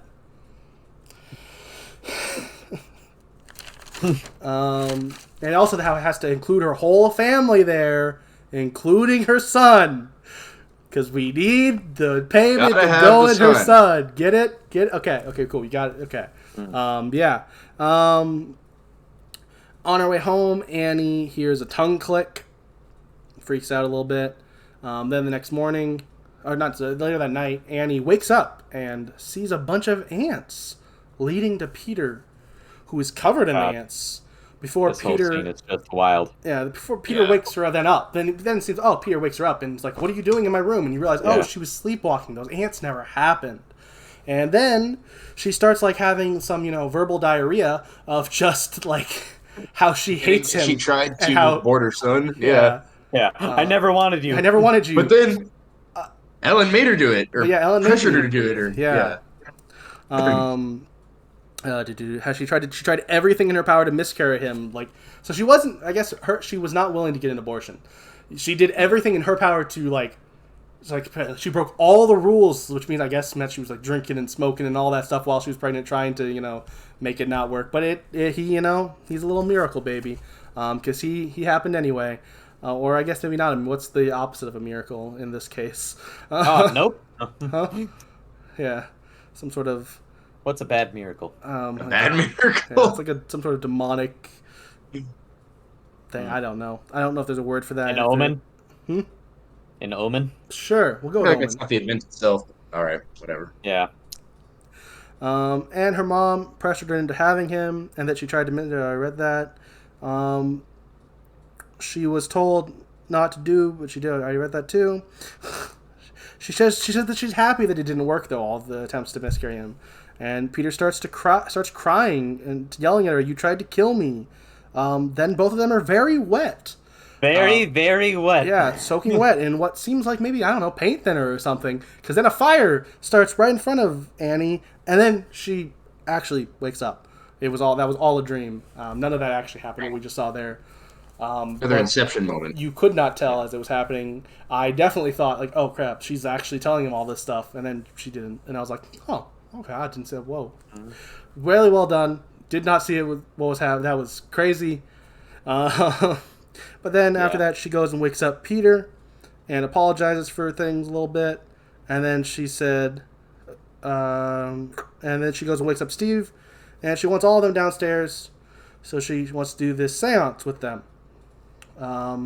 Peter, is a little supportive, relatively. He's like, all right, I'll do it.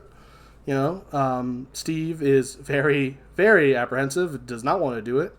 There's a creaking floorboard. Wait, no, sorry, I jumped a little bit. He's very apprehensive. Once again, this is another one of those scenes where I'm not going to do it fully justice. There is a lot of dialogue back and forth, but the gist is eventually he does it with her. He lets her grab his hand, and they start to do the seance. And first thing is Peter hears a creaking floorboard, and then the cup starts to move, and Peter starts to freak out. And Annie tries to, get him to settle down. And I believe at this point also he mentioned how like the air was fluxing around him. And then she starts to freak out. And Annie tries to get Charlie to draw, but Steve starts yelling at her to stop. Then as that happens, the candle in front of them shoots fire into the air, which continues to make Steve more apprehensive and freak Peter out even more. That is kind of both of their character moments during this is just continued like breaking down. This is kind of one of the first moments where I would say something I didn't really notice when I first watched it, but after hearing a review kind of saw as a pointing out as a thing that happens. This is kind of that moment where Peter really starts to almost regress. He gets more and more childlike throughout the rest of the movie. Like specifically it culminates at the end of the movie, spoiler, with him like referring to her as mommy and stuff. And he's really crying and stuff here. Like, there's a lot of, like, the way they're trying to show him breaking down is him kind of reverting back to almost a childlike state here. Interesting. But yeah, so he's really freaking out here. But then Charlie, I think it's Charlie, well, maybe, I don't know. Charlie takes over her mom, because I think that's, at the very least, from Annie's point of view, Charlie's voice is coming out of her. With the way both Steve and Peter are reacting, I can't tell if they hear a different voice or just see Annie like saying things that, and like I'm fine with that. I'm fine with ambiguity. This is a theory that I had heard from my friend. Okay. That the more I think about it, the more it starts to make sense to me. Okay. Is that this is the first time we actually ever hear Charlie. And that the Charlie we know has not ever been Charlie. That was payment the entire time. And this is in reference to specifically when Annie is reading through the book about like spiritualism and finds the section on King Payment. It's actually technically, I believe, a different book that she finds afterward, that's fair. Yeah. But there's two books. It's not the spiritualism book. Yeah. But yeah. Right. It is the book it's the book with the cult symbol on it, which the payment cult. Yeah, just the King Payment. Yeah. And it talks about how King Payment does not like female hosts. And that when he finds, or when he's put into a female host, he will become vengeful and angry, which is, I think, everything that's happened in this movie so far, and going to happen, and that there has to be a ritual for there to be a transference of king payment from the female host into a male host after. It has to happen. And so that's everything that happens, or that we see in that chunk of text, is just everything that's happening in this movie. Yeah, no. Well, that's certainly the case. No, I completely agree with that. I just don't know if I agree that this is Charlie's. That's the only part. That's the only part that's the theory. Everything else is just text, not adding subtext to what's happening. That's definitely payment is the cause of everything else to happen for sure. Right. But I still don't know if just due to the way they're reacting, I still don't know if they're even hearing Charlie's voice. Because they're reacting like, "Mom, what are you doing?" But we as the audience are hearing. I'm pretty sure. I mean, I could be wrong unless it's just Toni Collette can also do voices. We are hearing Millie's voice coming out of her as she's supposed to be talking as Charlie. But none of the other two characters are reacting like that. I mean, I would assume an even different level, different type of freak out if they thought they were hearing Charlie's voice, you know? But they're both just reacting specifically, Steve's just kind of yelling what's happening because Steve's Steve. But Peter, he's going "Mom, what are you doing, Mom?" He's very much reacting like it's his mom doing this, which makes me think that it was either just a stylistic choice for us to hear Charlie's voice, or it's supposed to be maybe Annie hears Charlie's voice and only Annie does. But it's not really. Yeah, that's all just a game theory. Yeah. Well, more to your point, it is complicated. The situation between Cayman and Charlie is kind of complicated and hard to figure out. If you really wanted to entertain let's some save complicated this theories for once we get to the times where they come up more relevant, because we still have I'm fine with these a little bit more of these theorizing, but let's save it for when it makes sense in the story, so we don't end up reiterating it when it happens. Okay. Yeah. Fair. But yeah, Charlie takes her over maybe, and her mom really starts freaking out Peter, but he is once again though still saying "Mom, stop, why are you doing this, Mom?" which makes me think that maybe he doesn't hear the voice. But then Steve stops all of it by running in, splashing Annie with a cup of water. Then we get a really long pan over the accident miniature as the music does its really intense thing, which is fair. Here's the thing, we just came from a really tense scene, and I get it, this is still supposed to be a really tense part of the movie, but it just felt like the miniature itself was just sitting there. And, I get it. But, this is my moment where I guess it does happen a little bit in the second half, where the music does its intense to be intense thing. Which, here's the thing. I've only brought it up in the notes twice, which shows you that it doesn't happen that much that I really had that big of a problem with it in the movie. But in this scene, I felt cool. All right, cool. The miniature is creepy because she shouldn't be making a miniature. Got it. Do we need the intense music over it? But it does its intense music thing that it likes to do. And then after on that miniature, we pan over to to the wall where we see the words Liftoach Pandemonium, I believe, something like that, Liftoach, then Pandemonium. Which means we have entered into the third act of the movie, and things are about to get even more wild. Yeah, we're about to enter hell, I think, is what it means, right? Yeah. Something like that. Is that what you said? Open up hell. Yeah. Then we transition from that into Peter sitting on his bed, before then cutting to him at school. Excuse me, where we see this weird glowing ring of light before he sees his reflection smiling back at him. Which later on, cool detail in this classroom is that everybody is wearing green. Huh. Everybody is wearing green. Everyone, except for the teacher who's wearing red. Okay. Well, something else you might point out is that this is where they're discussing, I want to say, Antigone, which I don't think is as thematically connected as the whole Hercules story, because the only connection I can see is that Antigone's about this girl trying to recover her brother's dead body, which would have connected way more deeply with Hatchet 2. I wish they had referenced it in Hatchet 2, because that's the whole plot. But you think Hatchet 2 is smart enough to care about mythology? I love the Hatchet films, but let's be real. Adam Green is not referencing mythology in his movies. Unless there is a famous horror movie that takes place at Newberry mentioned. Comics. Unless the mythology of Newberry Comics is mentioned. Oh, yeah. But yeah. We see this like ring of light do its ring of light thing before he sees his reflection smiling back at him, like smirking in this creepy way. Which I would say at this point, you don't know what's going on with the light. And I'd still argue that I'm not sure what the light's doing yet. Later we realize that it is Payman. But for some reason, Payman chose not to go in a host yet, which I feel like makes no sense. He should have chose one of them already at this point, but has not. Because the light doesn't go into him yet. The light doesn't go into him until the last minute of the movie. When he jumps out of the window and kind of dies? Yeah. Yeah. He can't until Peter has been casted out, which is part of it says the that it goes into the weakest thing there, which means, and it also later goes into Toni Collette's character before it goes into him, which means it should have chose the weakest of the three of them and went in it, even if it doesn't fully like the vessel yet. That's if or why does it go in?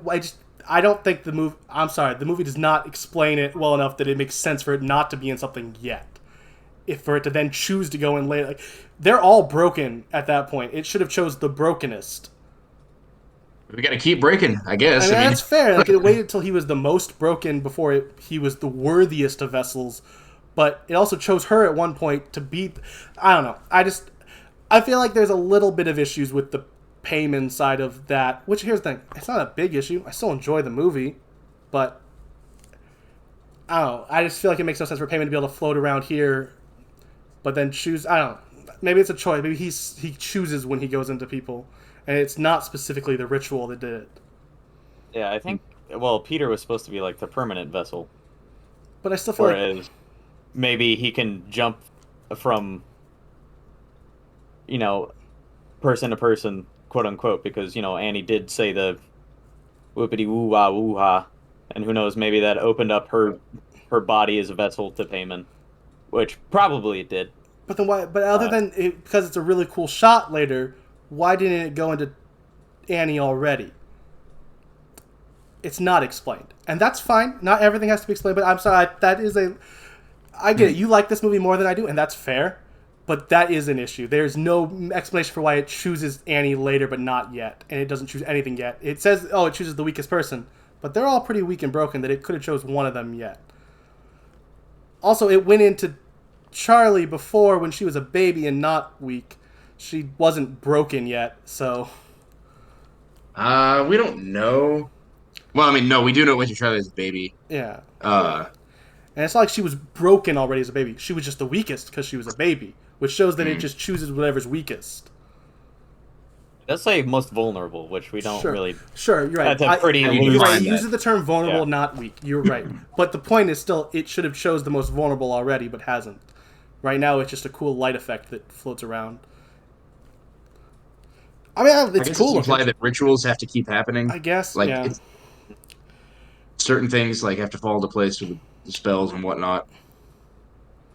But then he hears a tongue click, and it scares him out of the trance and to his feet in the middle of class, which freaks everyone out, including him. And he leaves and says he has to go to the bathroom.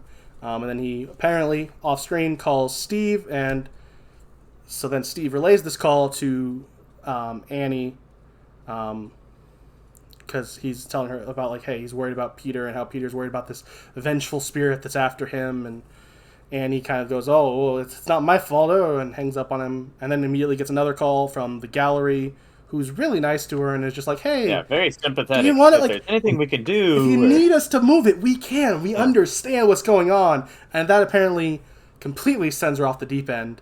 So she destroys all of her miniatures. How dare you show me something? Yeah, I don't know. Once again, it's not a huge issue, but I feel like that, character-wise, doesn't fully. I mean, I guess it does because we've shown her not. We have had shots of her being mad at them checking in on her before, but I don't understand why a character would feel that way. Because she's unhinged. I mean, yeah. And we see that more and more. She's very much unhinged at this point. That's and I fair. think just contact from the people that she works for is just sending her into even higher stress modes at this point, even if it is hey, just checking in on you. Yeah. Maybe she sees it as a hey, hurry up. That's fair. Mm-hmm. But she destroys almost all the miniatures. She does not destroy the miniature of the accident or the house. Which the house picture one now has a decapitated Peter in its bed. Yeah. Later that night. It's like, yeah. Yeah. Mm. Later that night, Annie goes to investigate some scribbling sounds she hears. And she finds a notebook in Charlie's room, drawing in itself. Like that Etch-a-Sketch from Toy Story. Exactly like that Etch-a-Sketch from Toy Story. Nice. Peter is then woken up by a tongue click and sees Charlie in the corner of his room. But then her head slides off and hits the ground, turning into just a ball that rolls for him. Good. Yes.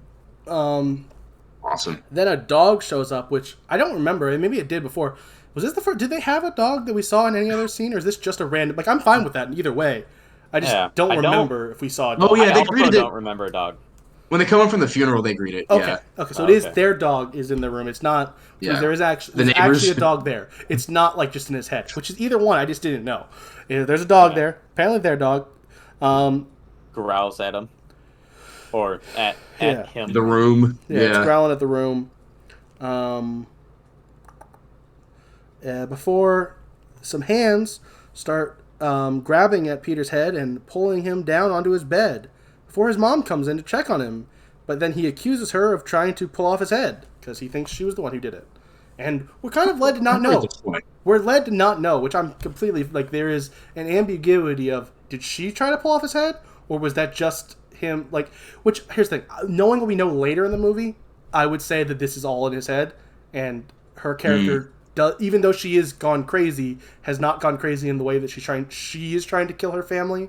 So I don't think it is. But I do like at this point in the story, you don't know. You're kind of like, is she snapping? Is she going crazy? Like, was that maybe that sleepwalking somehow? She sleptwalked and got under his bed and tried to pull off his head. I mean, I don't know. But I like that. It was a little bit ambiguous, but he freaks out and blames her. Annie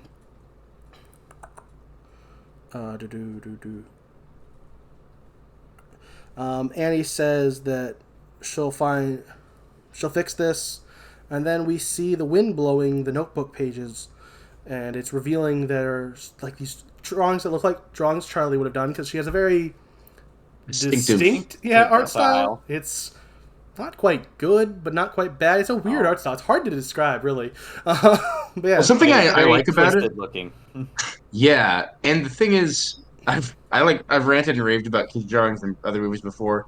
It's always like black crayon scrawled, and with hers, it's not that way. Like, there's an element of childishness to it, but also like the lines seem very confident, and there's a style to it.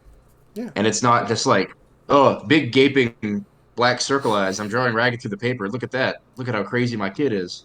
It's just like they're a little bit unsettling. Matches the tone of the movie better. And we see that the new drawings are all of Peter with his eyes X'd out. And crying. A lot. Yeah, a lot of crying, yes. Yeah. And then Annie comes in and grabs the notebook and takes it to the fireplace. And because she's done with this, she's going to throw it in. And she does. And, as it lights, so does her arm. So she tries to put out her arm first, and it doesn't work. So she pulls out the book and stomps on it. And once she gets the fire out there, the fire on her goes out. Then we cut to some time later as Annie goes to Joan's home, but Joan doesn't answer the door. We, the audience, not Annie, then see as the shot pans into Joan's house, where we see... Where was it? I lost my place. I want to make sure I get all the stuff that's there. First, we see the necklace symbol, the call to payment symbol on the wall. We also see some pictures, at least two different photos of Peter, one on the table and one on the wall. And then there's some of the dolls that Charlie was making. One is crowned with the bird, it has the bird head there. It also has a little crown on it, as well as 3 more headless dolls sitting in front of it. Yeah.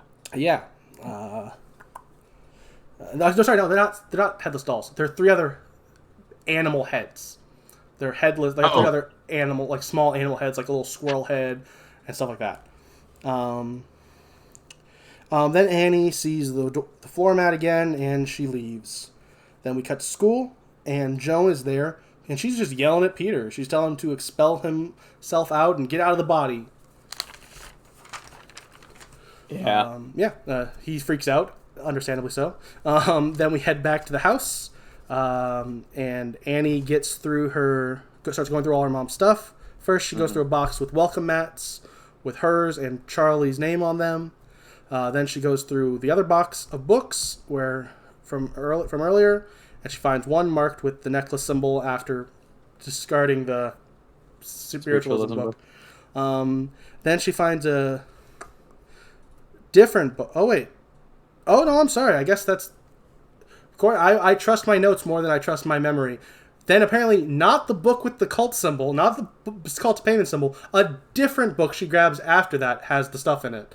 Apparently. Yeah, the cult symbol one, when you open it up, it's all this foreign script that we can't read. It's just that's right. You're right. There is a third book that has... It's all presumably Celtic writing. Yeah. And then the third book has information about how to summon Payman and how he is covetous of a male body when he possesses people, and he gets vengeful when he is given a female host. And there's a picture of him riding on like something. Camel. Like or it's a camel. A camel. Well, with three heads in his hand. Yes, he's got like 3 heads dangling, and another one of him sitting on a big pile of coins, like with a kind of dopey smile.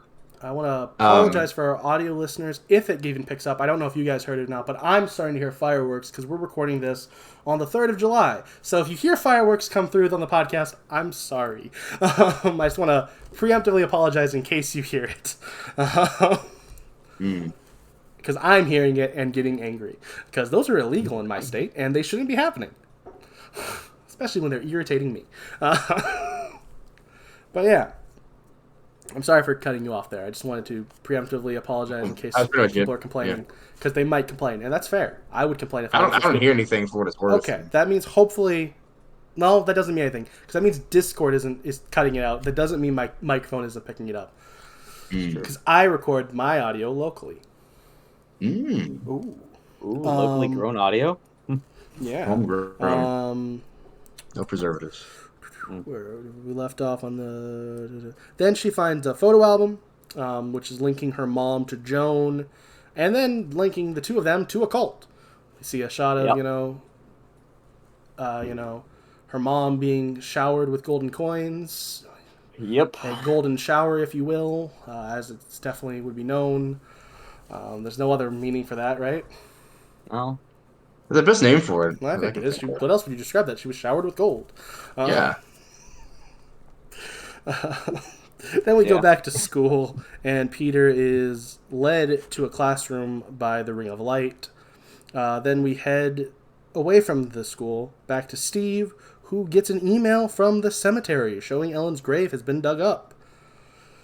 Then we head back to the house, and we have Annie head up to the fly-infested attic that also stinks, because she is reacting like it is very smelly. I wonder what could cause flies and smell. I don't know. Maybe what's that? Oh, it's a dead body in the corner. Oh, a corpse! And not just anybody's. That's right. It is Ellen's body, which I think we find out in a scene or two later. Well, Yeah.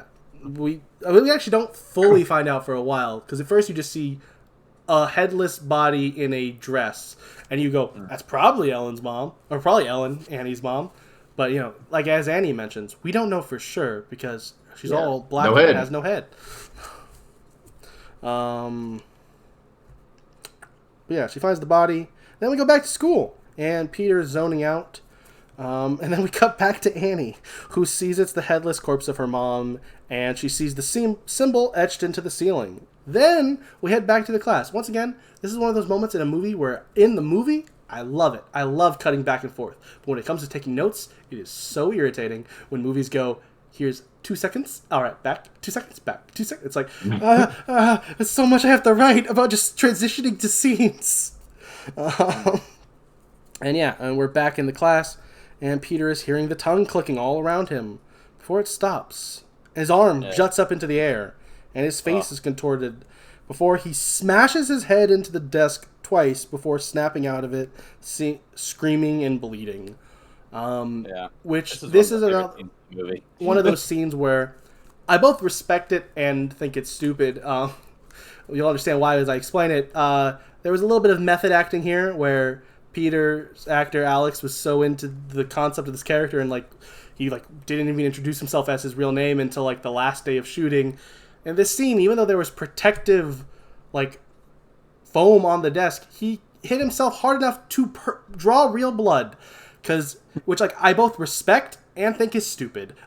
It's acting. Well, you don't have I can respect it and be like, man, you're dedicated, but also be like, man, you're stupid. Don't do that. It was great. It was a great performance, but it would have been a great performance if you didn't make yourself bleed. But yeah, definitely makes sense because it definitely looks like he smacks his head against the table. I was like, oh, yeah, oh wow, yeah. This scene is. I feel like one of the most unsettling, the face he makes while he's got his hand up in the air. It's so contorted. Yeah. It's genuinely, terrifying to look at. Yeah. Yeah. No, that's amazing. Had no idea about that. Yeah, that's a little bit silly. But yeah. It's one of the things, it's a really weird dichotomy of both respecting it and thinking it's stupid. It's kind of the same. We brought it up once again to bring up past podcasts, because that's what we do. Is I say the same thing about why am I blanking on his name? I love the man. Kane Hodder? Yes, thank you. Kane Hodder, I think, might take it a little too seriously sometimes. It's it's a character. Treat it like a character. You are an actor. But whatever. If it gets good results and no one's hurt in the process, which I'd argue Alex was, so maybe it wasn't a good idea. But yeah, hey, it was an awesome scene. His fellow coworker. Yeah, he only hurt himself, which at least he's not a Jared Leto. Yeah. What did Jared Leto do? Yeah, we won't talk about that. Yeah, he's not in any horror movies, so we don't have to talk about him. All right. He's in other movies. Then Annie, we will have to talk about him in American Psycho, but that's... Is he in American Psycho? I forgot he was. He is. Mm-hmm. Well, we'll talk about that. I think it's on the schedule for next year. It was supposed to be on the schedule for this year, but the schedule keeps changing when different things happen. Sorry, American Psycho fans. And I'm really sorry to American Psycho 2 fans, because you also have to wait. I'm not sorry to those fans. I'm sorry to them because they're American Psycho 2 fans. I feel that's sorry a reason for to them. Be sorry for them. Okay, yeah, that's valid. Then we head back to Annie, who doesn't answer a call from the high school because she's outside in the rain by the treehouse. Then we cut to Steve, who does answer at work and goes to pick up Peter. On the way home, after almost running a red light, Steve breaks down sobbing.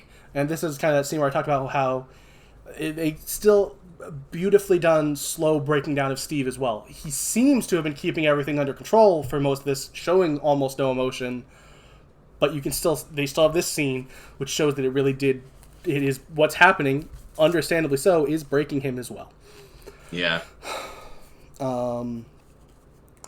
Then after we had that, we head back to the house, and Annie is helping Steve carry in Peter. She then asks him to go to the attic and see the body, which he does find, and she then tells him about Joan's connection to her mother, and she just kind of keeps rambling all these details she's discovered, but he just kind of is like, you're crazy. Because we also, in a couple scenes, never directly, but through context clues, we find out that he is a psychiatrist, which he is now realizing, I am helping perpetuate this psychosis. I need to stop helping. I need to start actually helping and not giving in and listening to you, because he thinks that she must have dug up her mother and put her up there because that's the only reasonable explanation, I guess. I don't know. I mean, she's kind of not that strong. I don't know how he would have thought she would have got her into the attic. That's a slight... Yeah, corpses were really heavy. Dead weight in general. Yeah, humans are heavy. He needed help to carry Peter. I know that, Ellen might have weighed less than Peter, but still, that is still be a lot of weight to put only on Annie up an attic. Let's say somehow she got her upstairs. there's no way she's getting up their attic ladder. But also, I can't blame Steve for trying to come up with some logical reason for why there is a body in his attic. Headless body. Yes.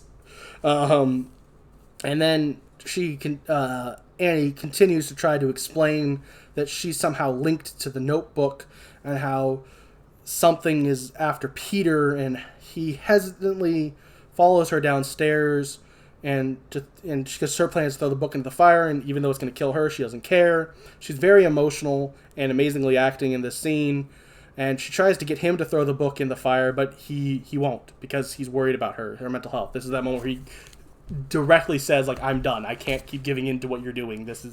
You're obviously crazy. Like, so she then, like, fine, and she takes the book from him, throws it in the fire, and boom, up in flames. He goes. Oh, Steve. Steve goes, not her. Yep. So now he is dead. You kind of see her transformation to this point, right? Yes, With her we had the face. moment where she's emotionally. You're right. I would have found that in my notes as we got back to. But yes, you are completely right. This scene ends in one of maybe my favorite single shots in the whole film, of the way like she's like crying because she's just witnessed her husband die. Fine. Yeah. She's and maybe this is the scene where Payman truly takes over. Yeah, this is the scene where no, it is because the light go. There is no doubt that is exactly what's happening here. There is, once again, I don't know why Payman waited, but there is no subtlety that the light takes her over and her face, like, as the light hits her face, transitions from, like, bawling to just nothingness. Yeah. And it is. Well, I think it was, like, the last attachment that she had. Like, she still has Peter, but she's already distant with Peter. Fair. Like, Charlie and her husband were, like, the people that she really, like, loved. Yeah. I see what you're saying, and that's probably what the intention was, but also what the only thing we saw was it saying it goes for the most vulnerable person. It should have still went for someone. You're right, this is why she's now the most vulnerable, because she's lost everything. But, I don't know. That's just my thoughts. I still think that's a slight flaw. I don't really care that much, other than to be the cynical jerk who points out the things I think are flaws on a podcast. I still think this movie is art. But yeah, there is the amazing shot, though, of her, just all of her emotion going away. And then we cut to Peter, who is waking up, and he sees the light, the red light from the heater coming from the treehouse, and then like a brighter light comes from the ground under the treehouse, illuminating it. As he's staring out into the window, we also get a really creepy and unsettling shot of Annie crawling through the hallway. Yeah, she's like I think it's in his room first, but yeah, she's like not crawling. She starts off like Spider-Man, but then she's like dolphins through the air, just flying. Did I see that wrong, or did she scuttling in the hallway? I saw it more of like crawling, but through the air. Like I didn't look. She was at the wall. Like crawling on the wall, swimming. Yeah, I did kind of see like it did feel like in the shot that there was a little, and maybe it's just due to the way the harness worked or whatnot. It did seem like there was distance between her and the wall when she's actually floating. Moves. Yeah, but I don't know. It's one of those things and where it's it's kind of dark. And I don't know exactly what she's doing, but it was creepy. And that's all. Every other horror movie, yeah, dude. Like every other horror movie, yes. Well, like I think you mentioned earlier, like the 2010s, 2000s horror movies and the jump scares. I think concurrent with that are every time a character scuttles or crawls, it's got to be like, we've got to have these crazy sound effects. The silence is very effective. In the scene, we see just wafting like a cartoon bear going to a pie on the windowsill. He then leaves his room and he goes to his parents' room, and while he's there, he hears a loud bang. Then he goes to investigate that. And once downstairs, he continues to call for his parents, then finds his father's burnt corpse, while his mom is on the roof behind him. Posted up on the ceiling, just watching him. Yeah. Yeah. Completely fair reaction. And then it pans back down. Pans back down to him. And then we see Grandma's spirit, presumably, just hanging out in the closet in no, the darkness? I'm sorry, Chris, you're completely wrong. That is the creepy man from the first scene. That is one of the cultists naked in the closet. It is a blonde man who I remember being really creepy in the first scene, like giving a creepy smile to Charlie. I'm sorry. The same smile. Yeah. Yeah. I'm sorry to, like, that seemed really mean the way I cut you off, but I remember this guy from that first scene. It is like that guy. Really dark, especially on my laptop, so I couldn't get exactly. Like during the scene where the mom or the grandma first showed back up in like the darkness. Mm-hmm. Yeah. I had to pause and rewind and then brighten the display on my computer because I literally didn't see anything. I was like, wait, she seemed really disturbed by what she saw. What did she see? And I rewinded it, brightened it all the way back up and paused it. And I was like, oh, hey, look, it's Grandma. So there was a lot of things that I may have missed just due to like this is darkness. not Grandma this time. It's just creepy cultist. Yeah, it's creepy blonde cultist from the first scene. Yeah, he's naked there too, and he also definitely this is something we've actually come up with on our video game series, you and me. For some reason, my default brightness or my eyes, I can have no problem ever seeing anything on screen. And yeah, he's definitely like hanging penis. It's definitely not Grandma. Like you could see his penis.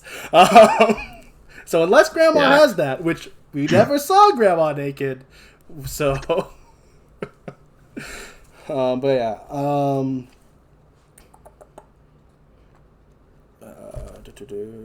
and then after he sees that man in the doorway, he is then chased by his mother upstairs to the attic, but he locks her out, but she somehow, even though the ladder isn't there, is still banging at the door, it seems, and then we get a shot of her, like, floating in the air, banging her head repeatedly at the door in just another disgustingly creepy like instance of just like it was in her morning posture.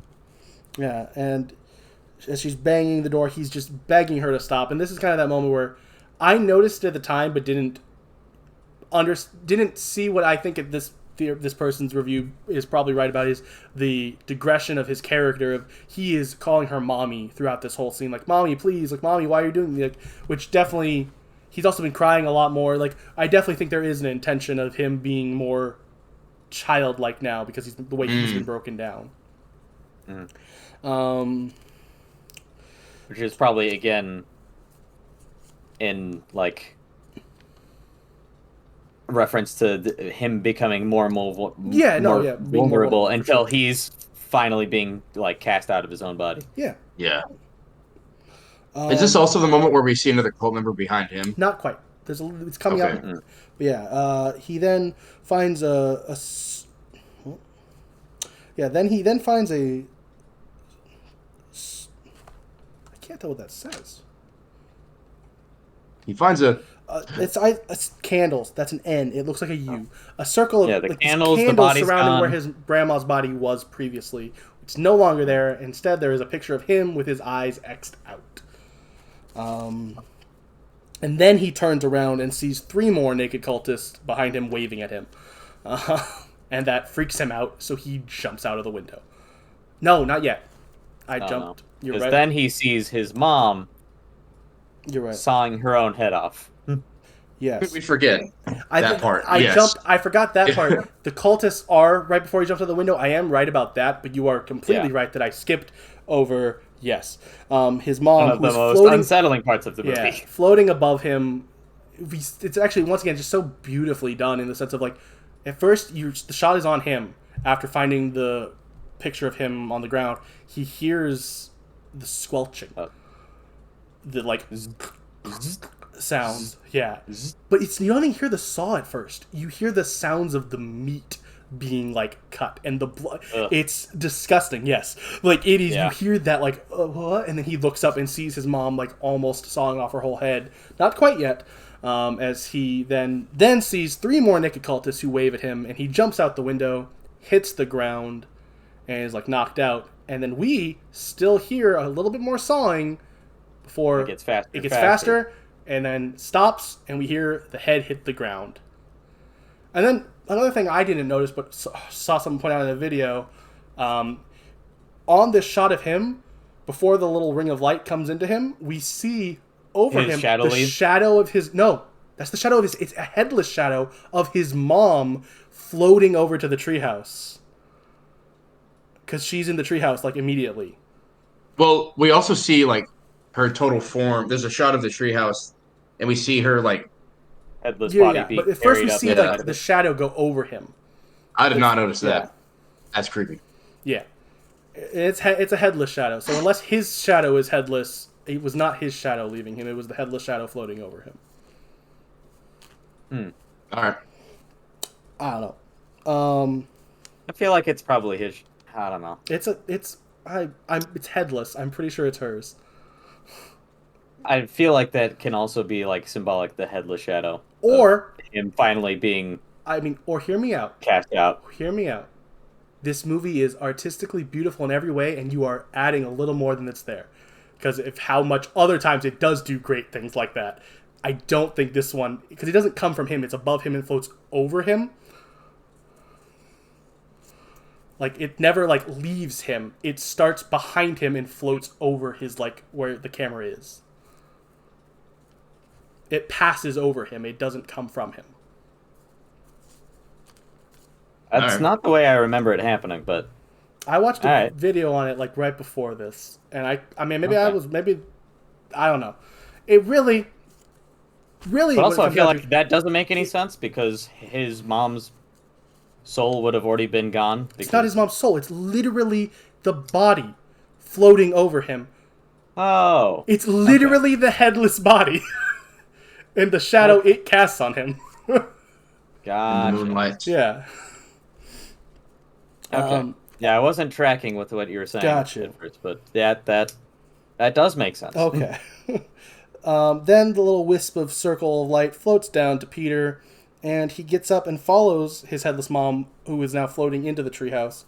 And he is clicking his tongue, and then he is surrounded by naked cultists, and there's beautiful music begins, and the cultists, and then there's also his beheaded family members are also there kneeling before this like statue of Payman that has a crown on its head, and also the head is Charlie's head. Yeah. Yeah. Mm-hmm. And it's made to look very Christ-like. Yeah. And all the members of the cult that are naked, including also the non-naked but family members who are headless, are all kneeling before the statue. And then on the wall, there is a picture of his grandma labeled Queen Lee, I believe. Queen Lay. Yeah. And then Peter is crowned by Joan, and Joan consoles him, calling him Charlie, and says he's Payman, one of the 8 kings of hell. And then she prays to him a little bit, like saying basically thanking him and all that kind of stuff, before all the cultists start chanting Hail Payman, before we head to credits. And another really pretty shot of like the inside of the treehouse surrounded by complete blackness. Yes, and it looks cut out. Yeah. Yeah. There's no Kinda like a angle from miniature above or almost, below. like we're looking at a It's miniature. like the miniatures. Yes. Yeah. Yeah. And we head to the credits. And Yep. we finish this super long movie that is Yeah. pure art in so many ways. I will immediately start sharing my thoughts on it, because that's where we're at that point now. This is that last 5 minutes. We told you, hey, are you coming from earlier when we told you to skip to the end? Welcome. Welcome back. You should have listened to the whole thing, but welcome back nonetheless. My general thoughts are this movie is amazing. I love like 90% of it. I've already shared it throughout, but in case you really did actually skip to the end, the things I didn't like were I thought it was just a little bit too long and a little slow at sometimes. But those are more of like personal taste issues. The two things that I think are actually flaws were I think that the foreshadowing was a little heavy-handed, and I thought that the score was a little trying too hard at times, of trying to keep tension in scenes where it made no sense. But overall, I think this movie is artistic. It is the cinematography is beautiful, and the acting is... We have like 3 different contenders for the best acting we've ever seen, in one movie. Like normally we have that like one person we go, they were really good. This movie I could give that to 3 different actors.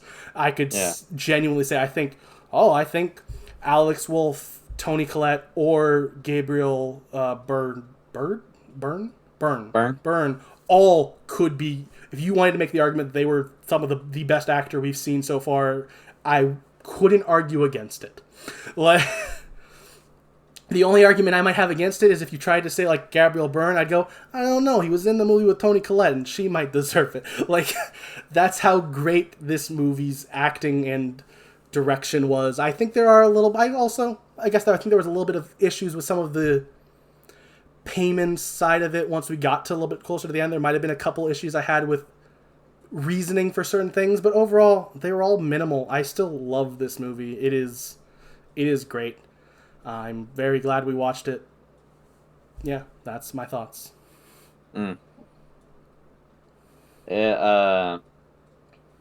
Watching this a second time through, there's a lot of stuff I appreciated even more. I would say I love probably about 95% of this movie. The only real issue that I really had watching this back the second time through is, like Austin was saying, the foreshadowing gets pretty heavy-handed, especially in the beginning parts of the movie where you're like, yeah, all right, she's got a nut allergy. I understand that there is a nut allergy and I need to be aware of it. I understand. It has been said once, not just once, not just twice, not just 3 times. But did you see that they were more chopping times than I counted. walnuts in that scene, Chris? There was a close-up shot of the walnuts. There was a close-up shot of the walnuts. I've got to crap on that one last time. Not only was there a shot of them cutting walnuts, it then zoomed in to show you that they were walnuts. I'm sorry, it's just a little heavy-handed. That being said, they did a lot of cool foreshadowing as well. The attention to detail in this movie is just insane. Like, every shot in this movie felt so incredibly intentional. I just love this movie. I think it might be my favorite horror movie of all time, which is, I think, at this point in time, it sits at my number 1. I don't know. Freddy's Dead was pretty good. Don't you ever say those words to me Freddy again. versus Jason was pretty cool. People liked it. Stop. Just a pleasure to watch. And this is one of the movies I would probably be willing to watch a few more times, which is a big deal for me because I don't like to rewatch movies more than once. That's just the kind of person I am. I see it and I'm like, oh yeah, I remember every detail from that movie now. I don't need to see it again. And this one is just oof. Even scenes that you've seen once still hit just as hard the second time around. Acting is, as we've said many times at this point, just phenomenal. And it makes everything in this movie feel so real, even the things that are like completely like out of this world and kind of wild and hard to believe. You're like, oh wow, yeah, these people make it feel like it's happening and like it could happen. It just makes it that much better. Really, it immerses you in the movie. Yeah, I've got to keep harping on that attention to detail. It's incredible. The shots are really visually well composed, but on top of that, things that are just easy to miss are just peppered throughout the movie, and they're really effective when you catch them. But they're not so necessary that the scene's lost if you miss them. Yeah. I will admit, I looked at one thing, like one article on this movie after I watched it, because, as I already said, I'd watch this movie again right now after talking about it, and I only watched it first a few days ago. It's very rewatchable because it's just so good. And that pointed out one or two things I missed.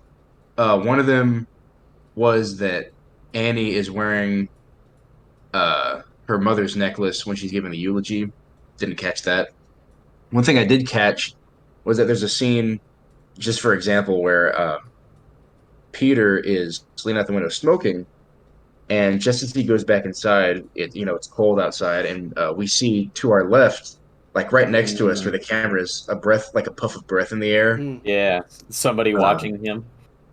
There's another shot where it switches from night to day, like in an instant, without the camera moving. And in the nighttime shot, they disappear and it switches to day, but we see the pale figures of cult members standing around the house watching it, which is just killing. In the last, I don't know how intentional this is, but in the last scene, there's a pretty abrupt shift in the music that's also just very creepy because it becomes all these major chords, and it's like we're seeing something triumphant and happy happening. Um, Crazy, crazy shift in music, and it's punctuated by like the jingling of these bells, and I was immediately reminded of in like Catholic masses when they do communion in the Eucharist. I mean, they believe that transubstantiation, everything, there's real presence that Jesus inhabits or becomes the bread.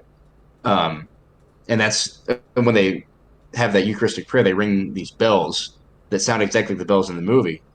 And we have this unholy communion scene with all the members of the cult gathered. And Payman now is inhabiting this body in a real presence. So we get this grotesque parody of the Eucharist at the end scene. That I think might be punctuated by the music on purpose. Maybe not. Maybe just like the sound of the bells. Very sad. I doubt it's not on purpose. I mean, yeah. In any event, the music becoming happy becomes very creepy. Yeah. No, I really like the music in the movie. The first opening, the opening score when we see zooming in the miniature, it features like an upright bass just sawing this droning. They're just the most metal acoustic instrument I think that you can play, like without amplification or distortion or anything. They just sound cool. Like this deep rumbling, very tense. Austin made some good points about the music. I don't know. I'd have to watch it again. I would also clarify. I have no problems with the way any of the music sounded. I have it was always beautiful sounding. I just felt like at certain times it wasn't where it should have been. Like I want to make sure that's clear in case I didn't that wasn't like in case someone took it as like, oh, I said I didn't like the score. That means he thought the music. No, the music was beautiful. It's just at times I was like, does it need to be here? Oh, not appropriate. Yeah. Yeah, like it was. Yeah. It was. The thing is, I would argue it was completely. My only thing is, it wasn't like it was an issue. My general problem with it was on purpose. It was supposed to be there.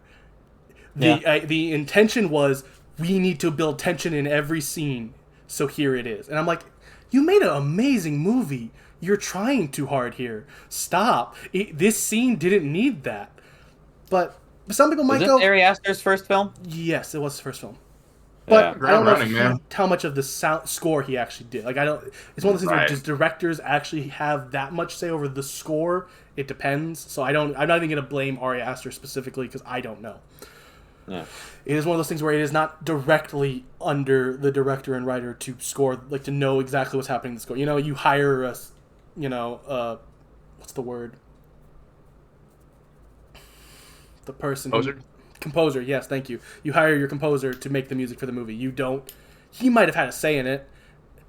I mean, but I don't want to blame Ari Aster for that in case he wasn't the fault of that. But you're right. That is the thing I do want to add to my praising. This was his first movie. Like, he made something this great on his first try. Like, a lot of other people try a bunch and never hit even like as good as this. Yeah. I have issues with this, but it's still an amazing movie, and this was his first ever movie. Like, he had done some short films.